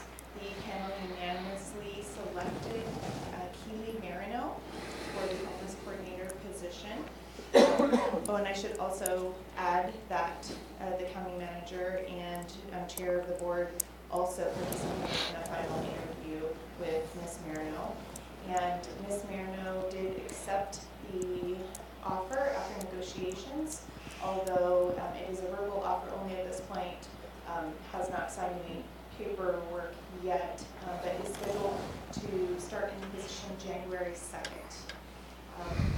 Ms. Marino has been with Community Youth Services as the manager of Rosie's Place, the homeless youth shelter, for many years. Is very well known in the community, participates on many of the different advisory committees and action teams, and is highly qualified for the position. She will be working closely with the City of Olympia's homeless coordinator, and part of the major task of this position is going to be to implement the resolution, the homeless crisis resolution that the Board of Health approved in June. So there's many activities that you identified with your board, under your Board of Health hat, that the homeless coordinator will help us to carry forward. So we're very excited. We will be preparing a press release to share with the community because this has been a long anticipated position. Speaking of long and anticipated, what's taking so long in getting it signed? That is just standard, that is our standard hiring practice.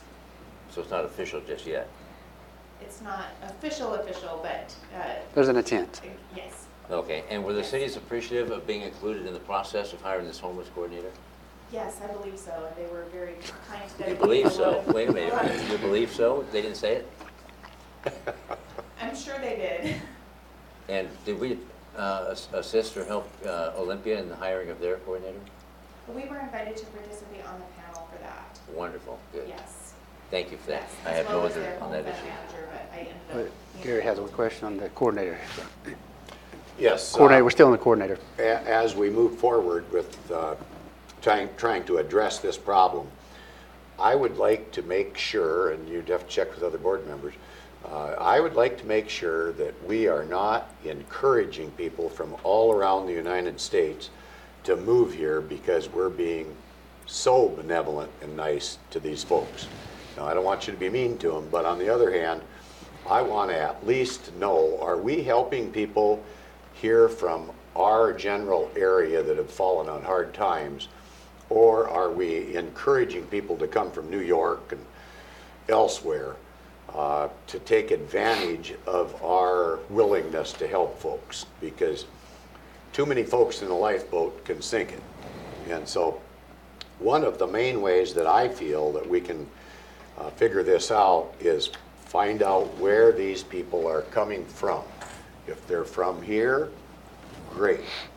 If they're not from here, that's not so great. But we can't make that determination unless we at least ask where they're from. Is that something you want the coordinator to work on? Yes. Because this is about the coordinator, so. I want the coordinator to work on Keep it coordinator some focused. process to find out where these people are all coming from so that we can help our hometown folks as much as possible. One of the homeless coordinators' roles will be to support the point-in-time count, the homeless census. That was a contract that you approved a couple of weeks ago in partnership with the City of Olympia. And our new homeless coordinator will be working closely with that process, and that is one of the questions that is on the census. And last year's census showed that the majority of those counted in Thurston County originated from Thurston County. I will say we definitely do have a homeless crisis that is regional, it is statewide, it is nationwide.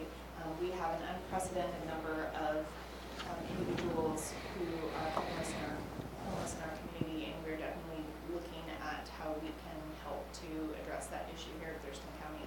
But many of those that are houseless are from Thurston County. I don't disagree with you, other than I hear from the officers that have to deal with these individuals. Oh, yeah. And there is no verification until they find out there's a warrant from them from New York City, for an example. And they claim, when asked a question, where are you from? Oh, I'm from here in Thurston County. I would like to see some way to verify that those people are being truthful and upfront with us on that particular issue, because I honestly do not feel, I'm sure they give that answer when asked, but I Okay. do not feel they're being We'll truthful. let the coordinator work that out. Okay. And one other thing I will just say, Commissioner Edwards, to that is, some people don't know that the largest population of homeless in our community is children and school children. They're in our local schools, regardless of where their parents may be from, but I know just a lot of times people think that it is the single population. That is definitely a large population that the homeless coordinator will be working to address, but I just think it's important for people to. And We're going to obviously, be done debating this now. Yeah. I mean, We're way off topic. the whole children issue is, my sympathies, it's not the children's fault. That's for darn sure. So, I don't know who the other 39 applicants were, but Keeley is an exceedingly brilliant selection. Yes, I agree. I feel very fortunate that we were able to secure her from Community Youth Services, and Yep. I think she'll do a fabulous job. And my apologies for the word that got out. I think a lot of this is a tight-knit community, and people know Keeley real well, and word got out quickly because everyone was very enthusiastic about her anticipated selection. That's what A lot of leaks, yeah. And as Now we're for going to move number- to 5. As for number 5, I'm going to scratch that only because No? if anybody else wants to talk about it, fine. It's just too big of an issue with the agenda that we have remaining, and it's going to end up debate discussion perhaps. And I don't know, I don't remember exactly why I put it on there. There was a reason why. Well, I can help you there. I think I know. Yeah, you go ahead and I'll help you. The Department's assistance, it was related to an email the commissioners received, as including myself, requesting the commissioners to help the city of Olympia in addressing Thank you. Now you get the homeless approach. Oh, where we've not helped. And I think specifically they were asking for a county property to make Sure. it available. I'm glad you brought that up. Thank you. Because let me help, whoever asked that question again out there, let it be known that the county commissioners do not have any land to give. The tax title land goes to the treasurer now, and you can ask the treasurer for it. Go ahead. Well, I guess I would say that we've got quite a few acres, I don't know how many, over by the jail that we're not utilizing right now. We might have some time in the future, but for a temporary encampment, that's a possibility to get those folks out of the downtown area to get the economic engine functioning downtown. Because those people downtown, the downtown businesses are really suffering from this right now. And if we could work in conjunction with the city of Olympia and Tumwater possibly on a piece of property that is currently not being used, because I've heard things like, well, what about the fairgrounds and those kind of things? And those are issues that would become detrimental to that operation itself should we proceed. But the possibility does exist that we might have temporary usage of some property that we could look at. You want to inquire with the courts first. Inquire with the courts Yeah, first. I don't know all the particulars that it might take, but at least to discuss it in the future. Okay. Thank you for reminding me, that was the email that came in suggesting the county come up with property. And so I wanted to not only discuss that, but the amount of funds, hundreds of thousands that we have supplied to Olympia to assist. And I don't know if the other cities are joining in that contribution as well. But I don't recall, and I don't know because I'm not the chair, but have we been involved in Olympia's planning? We're giving them funding, yes or no? Yeah? Not direct funding. Not direct supportive funding? Supportive, okay, funding. And now, in light of what was in the newspaper just recently, now there's a Thurston County judge that's looking into an injunction to stop the. It already passed. It already passed? Okay, good. I mean, they're having issues with PCS, the security outfits moving out. Downtown is getting up in arms, and when I say downtown, I'm talking about not only business owners, but land or property owners. I want to be sure that we are supporting Olympia and what they're doing, but I want to be part of supporting them, not just giving Right. stuff, if that makes sense. Part of the planning, success planning, so make sure whatever they're doing is going to be sustainable and achievable and workable for all people that are touched by this issue. If that makes sense. Makes sense. Any comment? No, I'm sorry, it should have been directed to you. That's okay, sir. I may suggest that we schedule a briefing to talk about this in further detail, perhaps. Thank you.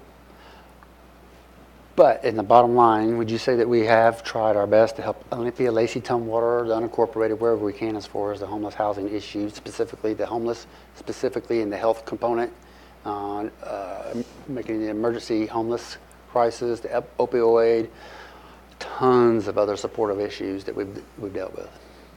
We're committed to working together with our regional partners on Right. this issue, and we continue to have conversations with them. The homeless coordinator is one further step towards that, so. And what drives me nuts is when I have individuals, even publicly, pointing the finger at the county saying, you guys aren't stepping up to the plate. I find that highly offensive. Second. Thank And you. I'll call them out if I need to someday, but I don't need to do that. Okay. Thank you very much. Thank you. All right. Yes, thank you. Congratulate Kate Keeley on that too. Thank you. You You bet. will have opportunity to do that yourselves. All right. Thank you. Item number 2 is the CSA building option, and then after that, we'll talk about annexations. Yeah, allow me to bring the issue, commissioners. Over, I think the last year, you have received a briefing with us, the CSA building, just about 2,600, 2,800 square feet available behind what we know as the triage facility by the jail. And on that briefing, which is attached for your reference, there is several options as to what the commissioners could consider using that space for. Some of those options perhaps no longer available, may not be suitable. And as a result of that, and the purpose of this briefing is perhaps there might be another option that you might consider in relation to the presentation of the local health agency. So I will ask Martin to briefly walk you through again those options, and then I will ask Mark Freeman to come and give you some reference. Okay. For your reminder, and also for the benefit of the public that may be listening, the CSA building refers to roughly 11,000 square foot structure that's located on the same land adjacent to where the Thurston County Corrections Facility is, just off Ferguson Road in Tumwater in the Mountain Industrial Park. This is a facility that we have partially remodeled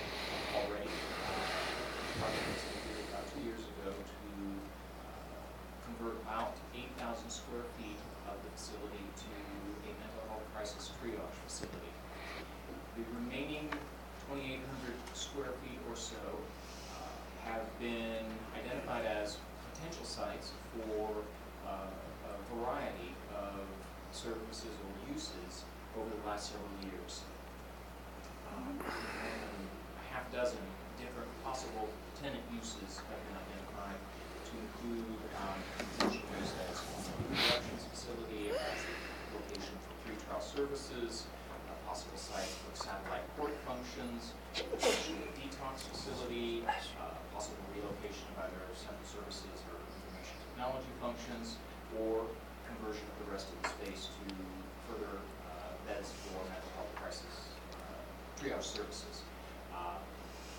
In 2017, at the board's request, we compiled some rough order of magnitude cost estimates for completing the renovation of this pretty much current office and a mix of office and storage space into one of these other functions.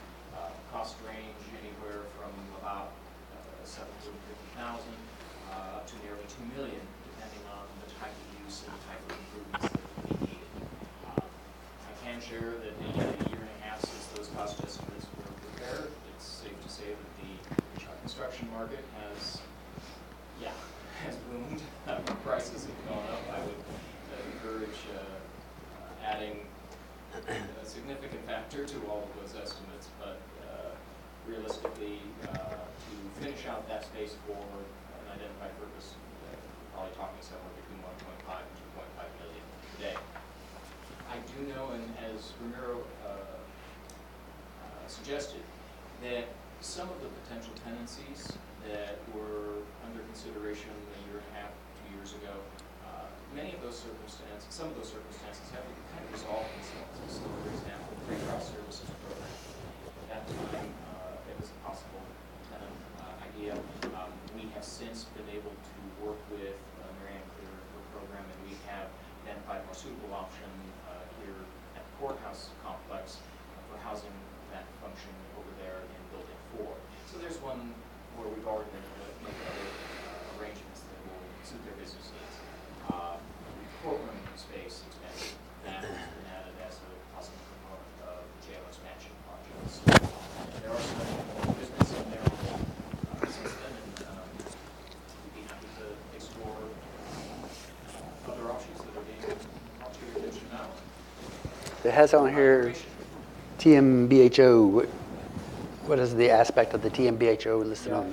I received an email from Mark Freeman, where perhaps there's an opportunity for them to secure a grant to expand their facilities in triage. So Mark can probably further explain as to what that grant is. Before you do, does Martin know about this comment that he's going to make? Not other than being invited to brief you on the... So is this the first time you're going to hear it? This will be the first time I'm hearing the specifics of Okay. Mark's Just one. new information. Sure, okay. Okay. Just want to set the stage properly. Good afternoon, Commissioners. Yeah. Sorry. So Mark Freeman, CEO for Thurston BHO, coming to request consideration of the space that's still available at the CSA building. If we look at the two units that are not occupied by now the triage, it comes out to be about 1,900 square feet in the front section that we would like to renovate to create 6 more beds to tie into the existing 10 beds now in the triage facility.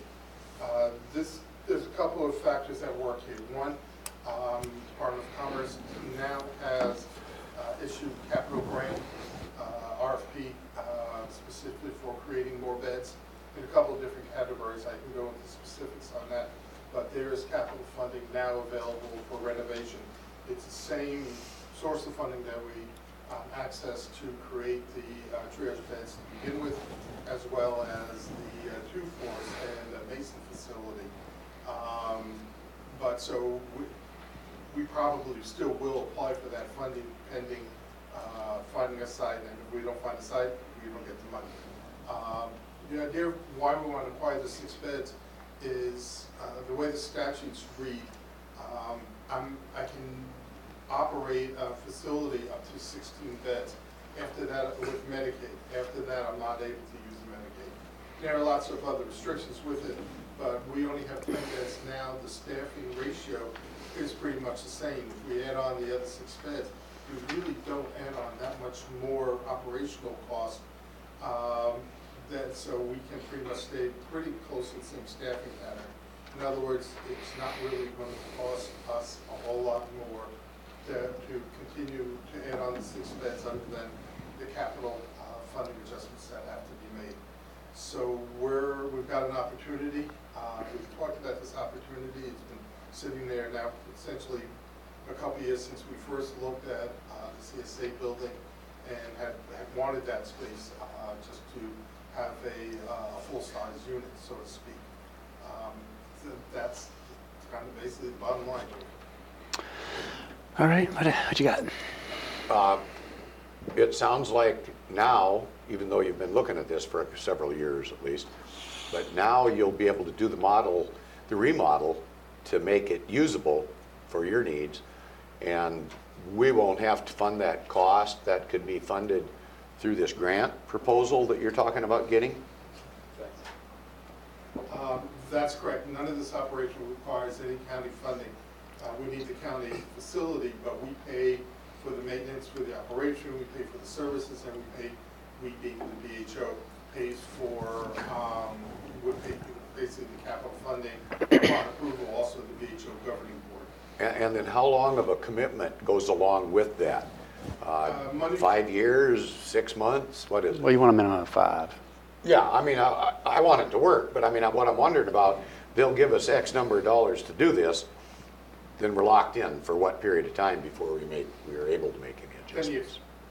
10 years? 10 years. You tie into Department of Commerce, this grant specifically goes out 10 years. And you've been here how long? How long have you been in there now with your 10-bed operation? 2 years. 2, okay. So it looks like we're gonna stay. So you have a comment, Martin? Okay. And then Robin, did you have a comment, Robin? Okay, sure. Question? So for Commissioner's information, and again, just for kind of the logistics of this, because we have been anticipating the possibility of doing a remodel project in this facility, I did want to call the Commissioner's attention to the fact that this project as a concept is in the county's capital facilities plan for the next 6 years and in the capital budget. And in fact, it is on the schedule for commencing pre-design and planning currently in 2020. So there's about, I think, $175,000 identified out of agreed money for that process. But it simplifies the process steps we have to go through, that this project is already on the capital facilities plan and in the capital budget for consideration. Just to clarify that, it's not this Well- particular project, it is a project A at the remodel CSA That building. fits, yeah. Yes, it would fit. Good clarification. Thank you. I'm good. Anything else? Like it. And with that expansion, there's sufficient staff, or would you be hiring more staff? Most likely we would need more staff, but pretty much it's already exists. When we determine the number of staff we need for operating a facility, it's a ratio of how many clients to staff that's based on Department of Health regulations. Having a 10-bed facility, we already meet that standard. So Okay. we would just need to look at, is there just staff to observe? Do we create the need for more staff because we have a bit of a bisected facility? There are a couple of things we just want to be made sure of, but we're pretty close to the staffing pattern we would need just in terms of the number of treatment staff already Yeah. working it. And this isn't build it and they will come. This is, they're already here and need a place. That's correct. Yeah. Anything else? This Yes. is fun. Yeah, trading the microphone back and forth. I just wanted to build on the comment about your question about staffing. I just wanted to call folks' attention to, there is in the planned capital facilities plan and budget, a list of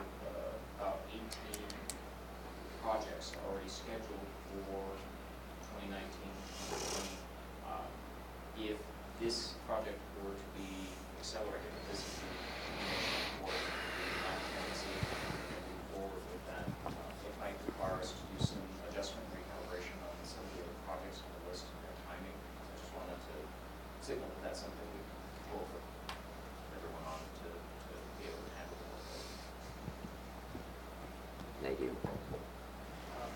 Yeah, Robin? One caveat to that is, as with previous projects, the BHO pays for the project management that the county incurs to manage this facility. So even in that regard, it's not an increased cost. No.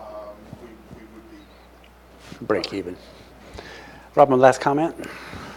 My question is related to the BHO and what happens in 2020. If you can find that out for me, I'd like to know. Well, so here's the, what we understand. What's anticipated Right. What's in anticipated? 32 seconds or less? Because it can get very long on this. You know me so I know.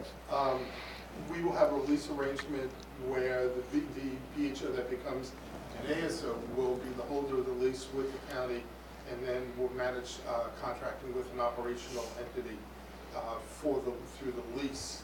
The actual operation of the services will be between where the service provider is in that facility with the managed care companies that will be holding the Medicaid funding. so are we certain that that, There'll be crisis if nothing else will to have. Other things may evolve beyond that. right, but I guess that my question is, and it's kind of related to what are we obligated to should we take the Department of Commerce funds? We had, I guess that my real question is it anticipated that that site will continue to operate as a triage center? And if not, Oh, yeah, because it hurts the bonds. right, would we have the same arrangement with the balance of the facility that we do That's a good question. with the facility now, that should the new provider decide that they don't want to operate in that facility, that the space is returned to usable space for the county? So right now, in the contract or the lease agreement we have with the county, there was a statement to that effect that the space is returned. I promised to go in with a sledgehammer and take care of it. The odds of us continuing to provide that service and meeting it, first, the capital money that's coming to us is due to the governor's direction to the state that they will be emptying Western State Hospital and moving all civic commitment out to the community. That's why this capital funding is becoming available. There is no question in our mind that there's going to be an increased drive in needing to have beds made available for both short-term evaluation treatment, long-term evaluation and treatment, and other services like crisis stabilization that fits in. The other part in this discussion is one reason we, the DHO, retain direct operation of the DCRs, the Designated Crisis Responders for Involuntary Commitment. They're the ones that do the placement. The BHO right now and after 2020 controls placement of our clients. We are the ones who direct where they go.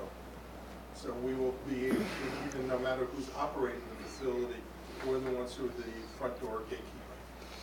So we have a fair amount to say to make sure. Okay. We can get on and on and on. Anything else? I'm not trying to stop it. I'm just trying to. No, and I'm not either. It's I'm good. just asking, That's a valid question. with an eye to the county's Sure. concern. It's an absolutely good question, and that's why there's some steps we've already taken to try to Yeah. protect for that. I totally agree that their need is out there. My question is, will the new Is it sustainable? provider use that building? So when you say providing the service provider or the funder of the managed care organization? The managed care organization that is going to fund it. So, and again, that becomes our relationship also with the managed care organization, which we're building right now. And That's the big unknown. It's the big unknown. Not for much longer. Oh, that's good. Okay.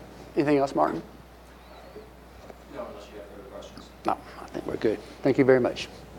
We're going to try to move on so we can get a few more things done. So I'm going to combine the legislative update 2665 and the number 3 item, Lacey proposed annexation. I'm very sorry to go back to that last item. Is there a deadline that No. they need to know? No, okay, cool. It's just a discussion. What I assume is they're gonna go ahead and secure the grant anyways, and then we'll have another opportunity for the Right. county to weigh in, where that is a good investment. So I will not be able to finalize this, securing the grant without having the site. So that by the time the grant is due, which is at the end of January, I would need to have site You control. do need, So, there's a deadline. Site control, yes, which is what Department of Commerce calls it. Yep, so they need to know by I need to know. mid-January. Okay. So for me to, Well, we'll get with Martin and we'll start talking about it. Because it's the first time we heard it today, Mark. oh yeah, no, this is all good. All right. Just putting it in perspective. Okay, let's try number 3, Lacey proposed annexation, and if it can be combined with number 1 of the legislative update in some way. Yeah, there's a little bit, two different items, although it's got the same name. And I will have to go to Judge The same name. proposed annexation. Okay. On the seat of Lacey. And there's a timeline as to what type of Hey, Tony. we'd like to provide. There's some maps attached in your Thank you. packet. Tony's going to give you further information. Thank you. Oh, this is the, Marvin Road and Stillicum intersection. okay. Marvin and Anna. Okay, so what's the bottom line up front, and who sets the background on this? Bottom line is, the board has directed Which board? the Board of County Commissioners, this, remember? Okay, because I didn't know if it was the BRB. Has directed that Okay. CFED Okay. always looks to try and stem illogical boundaries for making sure that there's revenue sharing and annexation occurs with the city. And so one of the things that we've got kind of two different issues happening here. You've got the first one in the legislative update is annexation legislation. Yeah. Go ahead. Yeah, we're worried about something, go ahead. Yeah. We're going to bring it. You get the first one that's annexation legislation. And so our staff is already working, thank you very much to County Manager Romero Chavez and our public advocate Deborah Munzinger. Mangia. Mangia. Thank you. Mhm. We're ahead of the curve on working with our legislators on annexation legislation that does just as the board directed, which is to prevent or at least limit the creation of islands, peninsulas, and illogical boundaries. So that's step 1. So we're working with our lobbyists on that. Step 2, why these are related, is you see in front of you that map right there that has some illogical boundaries and creates some peninsulas. And so, again, CFED is looking to be ahead of the curve on going with the guidance of this board to stem that off. And so the request today, I guess request is the wrong word, but just wanted to give you a heads up that per that guidance, our staff is thinking of looking at how to expand that annexation area to decrease those illogical boundaries, and just wanted to make sure that we were still on the same page with that direction. Oh. That's it. That is 100,000%. Yep. But we have a problem with some of the things. Should you see the aerial? We didn't get what you got. Attached in your packet. Oh, okay. Attached in the packet? Yeah. Yep. I can just tell you, I've scribbled on one, and they've scribbled on the other, and there's just no way I could stand for that one portion of it, but we'll talk about it. And so the staff is already exploring those little cutout areas. Right. And, but we wanted to make sure that you knew that we're going to do that, and we'll bring that information to you. Also, just for this board's awareness, we have continued the conversations with the city of Lacey on annexation agreements. You know, we started that process with the Gateway 2 discussion last year. Building on the great work of that partnership, we're going to work to continue that path forward. So we've got a couple of different tracks, but all working on the same path, which is to limit illogical boundaries, peninsulas, and islands in the creation of the city limits. So this particular aerial is pretty telling as to the boundaries because they leave out the already developed neighborhoods. Yeah. Right, they take all the revenue and leave all the problems. So their statement is there is no revenue associated with this annexation. However, the potential is there. Oh, Yes, God. right. Right. Yeah. Okay. So this is more for your information. We will provide a comment if it comes to receive a written consistent Do you have a comment now? reviews comments that we I have. have- I don't like it, yeah. You do not like it. I do not like it. Yeah, It we do goes not- against what we've right. expressed 2 years ago. And what is your with the comment? cities. Same thing. No, I know.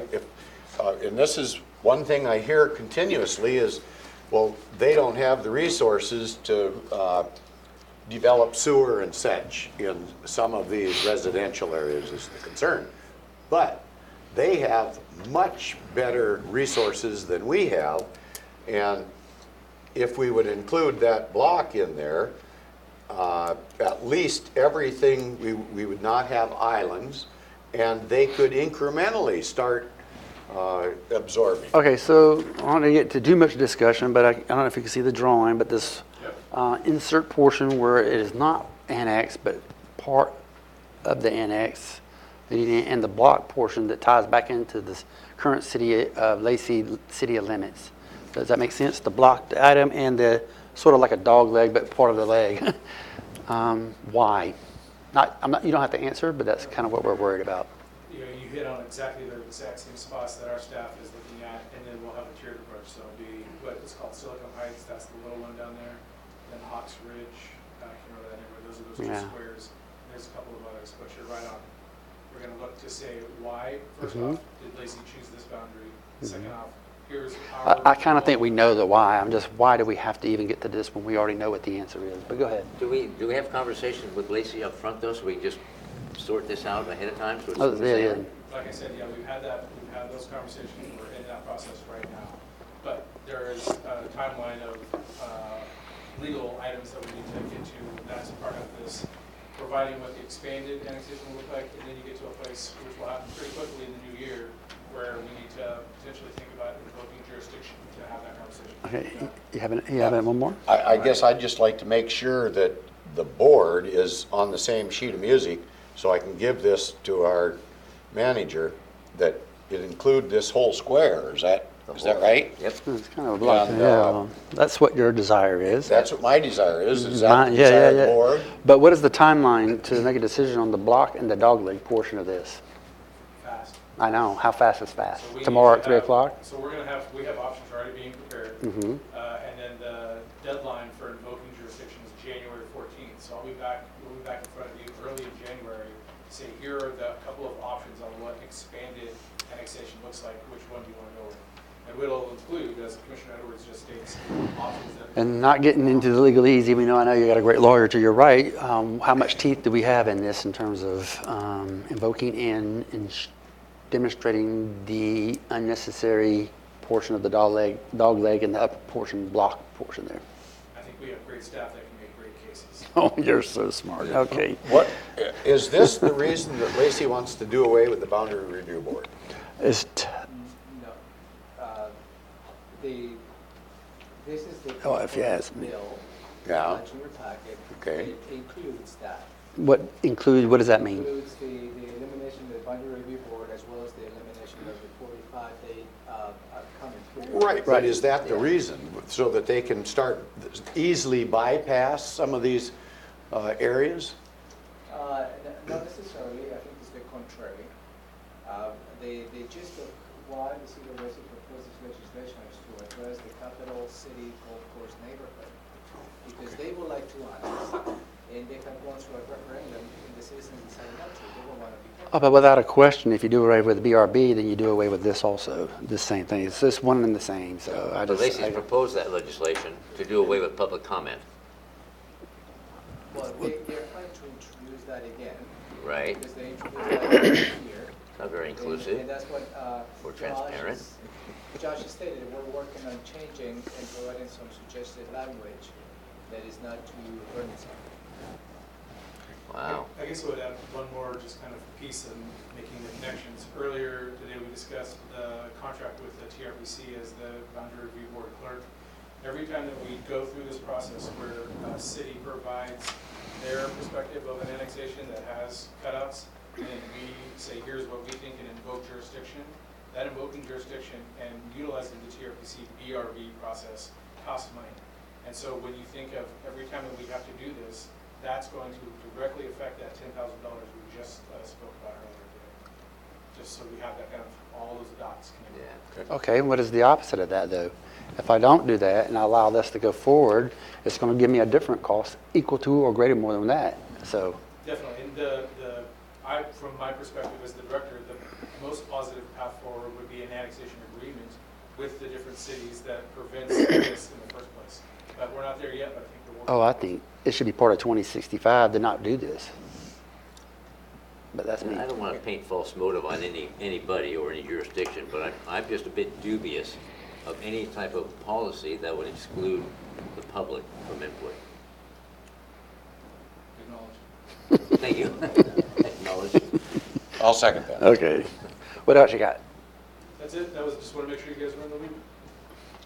That the Board of County Commissioners were in the loop. Excuse me. We're in the loop. Intel for loop. We're going to move on to the next item. Thank you there. Come on back. So Commissioner, in item 6 and 7 is what Commissioner Hutchins also requested, so I don't know what the intent of that conversation was. 6 and 7. Well, 7, we can do that anytime. Number 6 was just, if we are going to, by the end of this year, if we are, on the 13th of this month, we have a briefing on the courthouse. Yeah, maybe my suggestion will be is on Thursday, you have a 2-hour briefing on the feasibility study of the courthouse. And then at the end of that briefing, I will ask the board what would be the pleasure of the board on the next Perfect. step. So at this point, we're going not to get to that conversation. Perfect. Because you haven't heard the feasibility study. And number 7 was just that. We're at the end of a year. What lessons have we learned regarding anything? Budget, policy, the whole thing. Oh, the budget? Not now. Well, I can name one thing.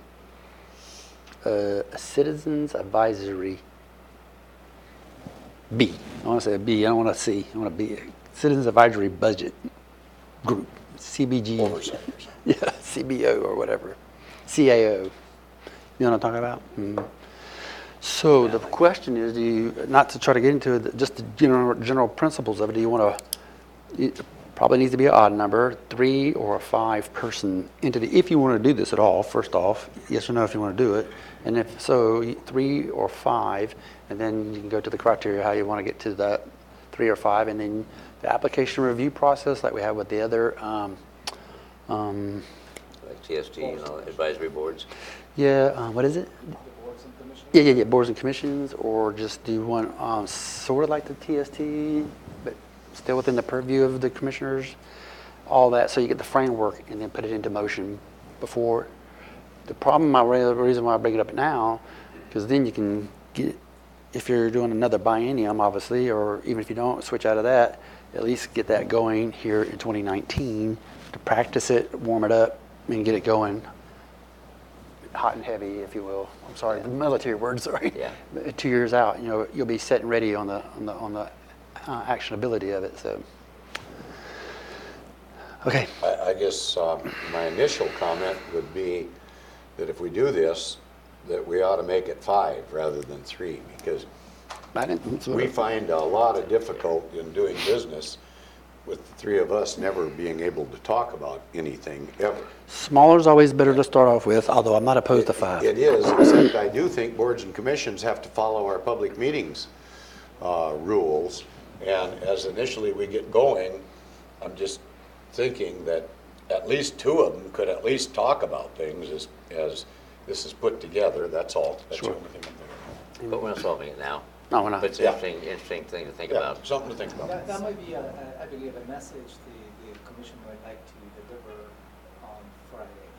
Okay, yeah. I think it will be important for you to reflect on the budget process and the actions that you may take on Friday. And as a result, you may want to outline perhaps what would be the next steps as to how you may want to engage the public. Okay, because I have some ideas. As a departing commissioner, I can be more overt about it. Okay, is that everything you wanted? Sure. Okay, let's go back up to number 1 with the Summit Lake Special Use District. Oh, Scott. You may recall back in early September, you received a request from citizens, neighbors of the Summit Lake area, where they submitted a formal request for the county to consider the formation of a special use district. And that's different from the lake management district.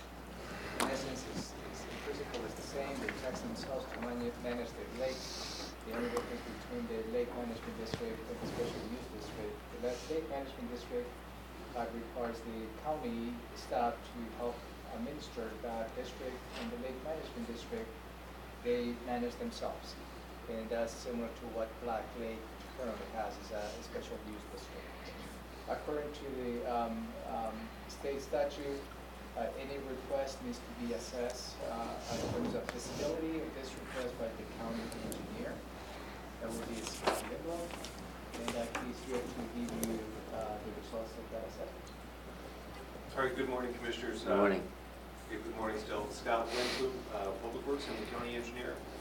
On September 11, 2018, a group of citizens organized as Save Our Summit submitted petitions with 33 signatures to create a special use district. Is that SOS? Yes, SOS. Okay. The petition described the purpose of the proposed district as follows. To serve the public welfare by improving and maintaining the water quality of Summit Lake for local homeowners, those with lake access, visitors, fish, and wildlife. The goal is to maintain a healthy and ecological balance in the lake so that it may continue to provide potable water for local homeowners and be enjoyed by swimmers, boaters, fishermen, and campers. RCW 8538030 provides that upon receipt of a valid petition, the Board of County Commissioners to direct the county engineer to investigate the proposed boundaries of the district and the feasibility of the projects. And I am required to report to you in 90 days of the findings. That's what it today.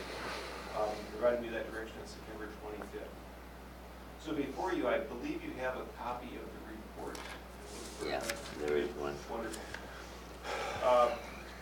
So there's two things again that state law requires me to look into. One, again, is the proposed boundaries, and the second is the feasibility of the projects. So starting with the proposed boundaries.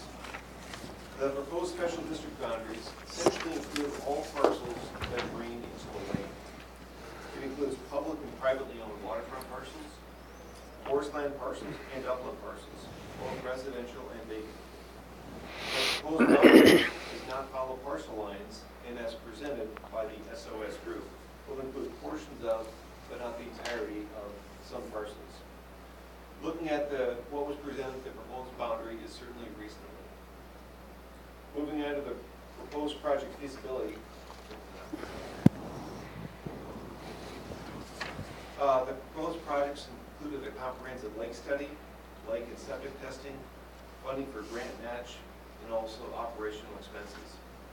No further detail or cost allocation was provided for each element, nor would that detail or cost allocation be expected at this stage of the district development. The projected annual revenue would likely provide sufficient funding for a lake study and some testing.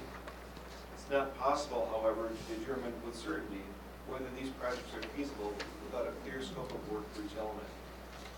The duration or thoroughness of the study and the extent of testing may simply balance district revenues and expenses.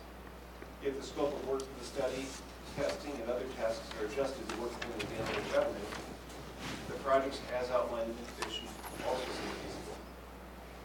Finally, the proposed budget included projected operational expenses based on information from other local lake management districts within Thurston County.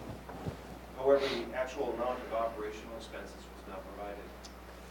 Assuming operational expenses with this proposed district are generally consistent with other local lake management districts, this also seems a reasonable approach.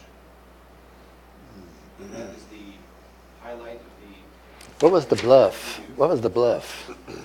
Bottom line up front is, it does seem reasonable. What? I didn't hear you. What? Reasonable and feasible. One person at a time, please. I didn't hear you. So of the two elements to look at, the boundary is reasonable and the projects are feasible. Okay, sure.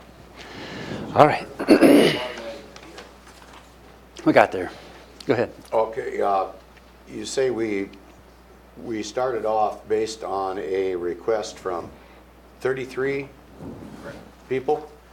And how many lots are affected from the 33 apparently lot owners? Were those lot owners, or were they like 5 members from one family and 2 from another? one from another? Um, Do you know the answer to that? I don't know the answer to that now. We've got a citizen maybe that knows the answer, or we? Not No, yet? not yet, no. Okay. Sorry. Okay. We gotta get the, The answer to your question would be on the next steps. And because the next steps is the Board of County Commission needs to hold a public hearing on the intent. And that's when you have all the citizens affected provide your public testimony, whether they support it or not. Okay. I'm curious, of the 33 that we've got information from, what was the RCW that concluded that that was a reasonable, legitimate, reasonable. reasonable request? I mean, how, you referred to an RCW that I didn't catch. Oh, it was, the one I referred to was 8538030. So in the very first opening salvo. Yeah. Okay, got it. Right there, got it. Okay, Oh, but okay. what details a reasonable request? Valid What- petition. Yeah, valid petition or something. I don't know in front of me, but I can certainly get that information for you. Before we move forward, I'd like to make sure that we meet all the criteria of the RCW. That's all, that's my concern. Without a doubt. That's one of the issues. I definitely want to know the percentage of people that signed up, and were they property owners or people that rented in the district? You want to know Whatever. percentage or you want to know raw number? Well, I'd like to know the complete raw number potential of those representing people that are eventually going to be paying the bill. Okay, so that's a tasking. And that's in the briefing coming up, or in the next process? The next steps, and by you, at this point, is not asking the staff, not asking to make any decisions. Just curious questions. Right, we'll follow up with the questions. Staff is gonna come back in January for you to consider setting a public meeting for you to hear from everybody affected by this particular action. And just to give you an indication, in order to form this district, it will take us a whole year, because it is a check and balance process as to how everything has to go through this process. I'm not making a predetermined notion of whether I agree or not. I just want to make sure that we have a valid representative sample of individuals that are going to be paying the bill that get the opportunity to sign off on that request, and what makes that request a valid request. I want to Yeah. follow the law. Do you have that? I do. Okay, he's got it. Okay. Okay, what else? Oh, I thought, did you have them? Okay, what else did you have? That's it. All right, we're good with Summit Lake then. Thank you. And it's still morning. It's close, huh? And you do a copy, right? Yeah, sure. So we have an executive session. Yeah, but I'd really like to, for you to revisit the decisions you made on the planning commission last week. Because some of the decisions, the information that was provided. Is that under number 8? Yeah, did not include those Two. those by district. Mhm. It's not So as a- we need to select one. So Mhm. you need to revisit just to make sure that that decision that you made is still applicable. Okay. or not. So do you need La Bonita here? District. Okay, do you need La Bonita here, or? Yes, and also, just as a full disclosure, Commissioner Lenser approached me and asked me for the board to consider the district's appointment, if he will be taking over January 1st, to defer that to next year. No, Okay? we're not doing that.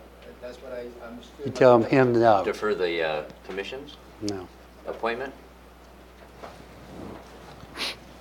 I think you got the answer. How sad of him to do that. All righty. What do we need to do about those districts? I You guess have 2 that's- people, you need to make one selection. Yeah, so Melanie is going to work through the applications and by district. Is that in our packet as well, or no? Yes, Okay. there should be a boards and commissions packet, cover sheet on top is gonna look advisory boards, and then I have all the copies behind it. Regarding the planning commission, I have been Wilson and Jeremy Davis, and we meaning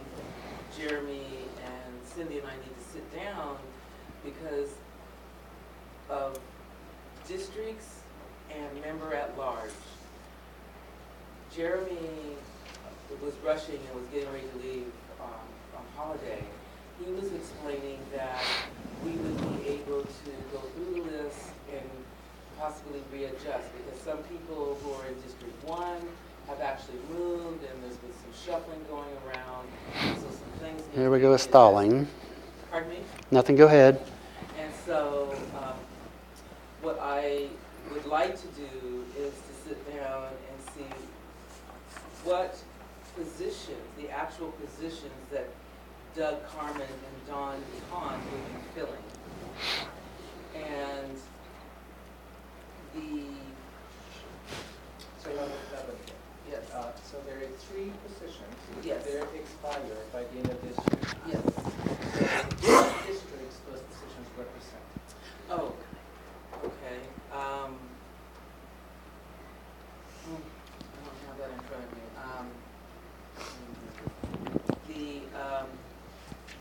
If I had a map, I could tell. I don't have that off the top of my head. Doug, well, excuse me.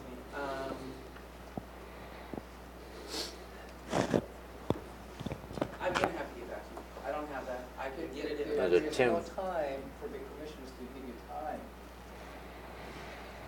If I had a map, I could tell. If they need to make a decision, they need to make a decision at the last board meeting. And there's a Tim Kramer's app in here for planning commission. Or is that a Tim- reappointment? Tim Kramer is a reappointment. Reappointment, okay. No, I didn't. Oh, I'm sorry. I didn't see you guys tell me. Thank you. So Tim Kramer is a what? And Scott Nelson reappointment? Yeah, that's a good, that's definitely. The current positions are in District 2, that's Tim Kramer. In District 3, that's Donna Nicholson and Scott Nelson. Those are the current sitting planning commission members. They're expired by the end of the They're expiring by the end of the year. Right. I believe the 2 applications in addition to those that we have are for Doug Carmen, who is in District 2, and for Don Dehan, who's in District 1. Oh, one. There we go.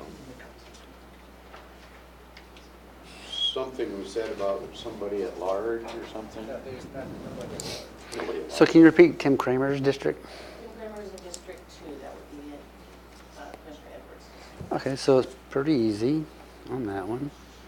Mhm. So that would be Doug, would be in District 2. Right. Okay. And Don That one's- DeHaan, or DeHaan. He's in. And One. one. And there are no vacancies in. There's no vacancies in So one. DeHaan's off the list. The other 2 vacancies are in District So the 2 District 2 positions expired, expiration date being at 30. And they both have requested reappointment. Yes, all 3 of them. Thank you, sir. And those letters are included also. Oh, so it's kind of easy then. You only got 1 replacement you could do and do 2 reappointments, basically. I just want to make sure that Mhm. the decision that you made last You week, see this it? information was not presented to you.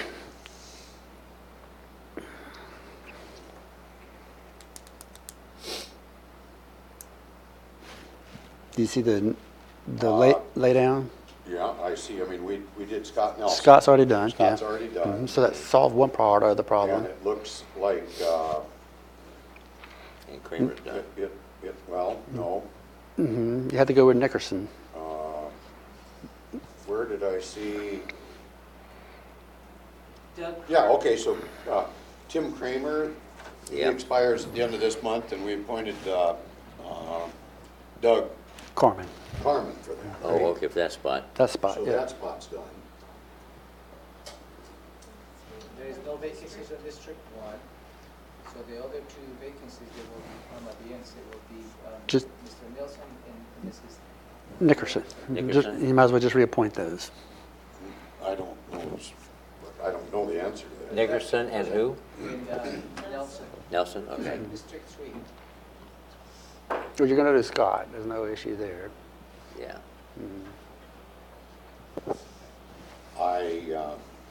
You don't have a 3rd candidate for District 3. You don't have another candidate. Applications pending. Right, so you might as well go ahead and do the reappointment of Donna Nickerson. She's been a quality person for Okay. 6 years. You might as If well. Donna wants to She wants, she's open to it? Okay. So it's solved. So to Appoint 2 reappointments, Scott Nelson and Donna Nickerson, and to appoint Doug Carmen for District 2. And instead of, so the request of Mr. Kramer to extend that is not accepted. That's right. And lieu, Doug Carman will take his place. That's correct. So you got that? Yeah, so just to confirm, Tim Kramer is the current chair of the planning commission, who's asking for reappointment. Okay. And then Mr. Dehan will just wait and hold it short. And did he get a letter of notification that he had been appointed? No formal action has been taken. I thought we did that about a week ago or so. No, it's coming up. He needed to clarify, yeah. Okay. So will that come today? Yeah. Yes. Mm-hmm. It's in the consent items. What else? Thank you so much for being here. I'm sorry, I didn't even see you there. And for reappointment, I just received a request to concur with the appointment of Hal Layton for the Timberland Regional Library Board of Trustees. This is a Lewis County member, and the process, when one board appoints, we just concur with the appointment, but I still have to bring it through to you to have an agenda item to make the formal concurring. So, That'd be fun. Where is she? well, I don't know. Yeah. Okay, your reappointment, I see Hal. okay. I see Timberline Regional Library. The library, he's a Lewis County member, and what we have done in the past is we will concur with the reappointment of Hal Layton. It's just a formality. So what you're saying is the Lewis County Board of County Commissioners appointed Mr. Blayton Yes. to be part of the Timberline Regional Library, but also requires the Board of County Commissioners for Thurston County to reaffirm that appointment. Yes, concur, right. Have they already formally, they being Lewis County Commissioners, already formally appointed him? Okay, yeah, sure. There's no sense in challenging it. Well, That action this afternoon as well? I would certainly like to know on an appointment where we don't know the player at all, what was the deal? Was it unanimous? Was it 2-1? I'd like to In the find out. letter, I can find out. Yeah, In could the you? letter, it doesn't state that information for me. That's all. I'm just curious. Sure, huh? Would you like to delay? Well, that is just curiosity, you say, but I'm okay with just affirming Lewis County's, they appointed him. I would, for a library, I'm not a betting man, but I would say it's a 3-0 vote on a library issue, Jeff. We can still get the information if you're Yeah. curious. No, I Yeah, am obviously. curious. Yeah, but we don't need to wait on it. Yeah, you're just, I'll have that ready. I would wager that it was a 3-0 vote, if that's what you're curious about. But Okay. ask the question, I mean, if it were robotics or something, I don't know, something more, whatever, it's just on a library, you're just Okay. gonna get it. Okay, and the other, under reappointment, I have Housing Authority, and they just sent in a letter last, I think it was on the 7th, I received it, for Jolene Gilius. She's been a member since 1992, and they would like to reappoint her. I don't know that person at all. Her application and letter from the Housing Authority is included. Oh, I see, Jolene, yeah.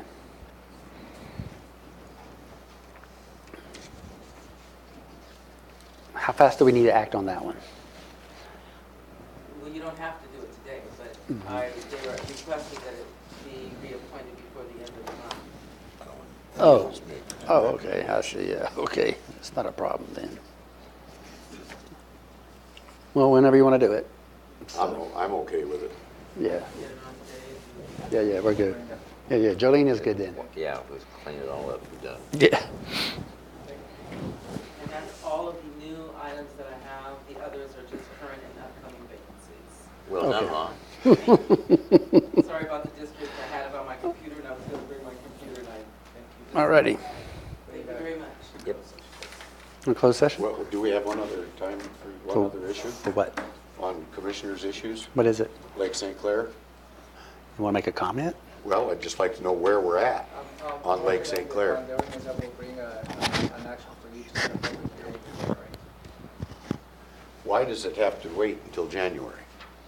Because the direction that you provided, the board, is you like to have this action before the voting season started. And that's under the direction that I was working on.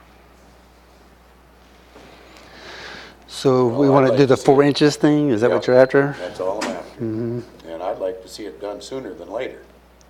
Well, that's a different direction.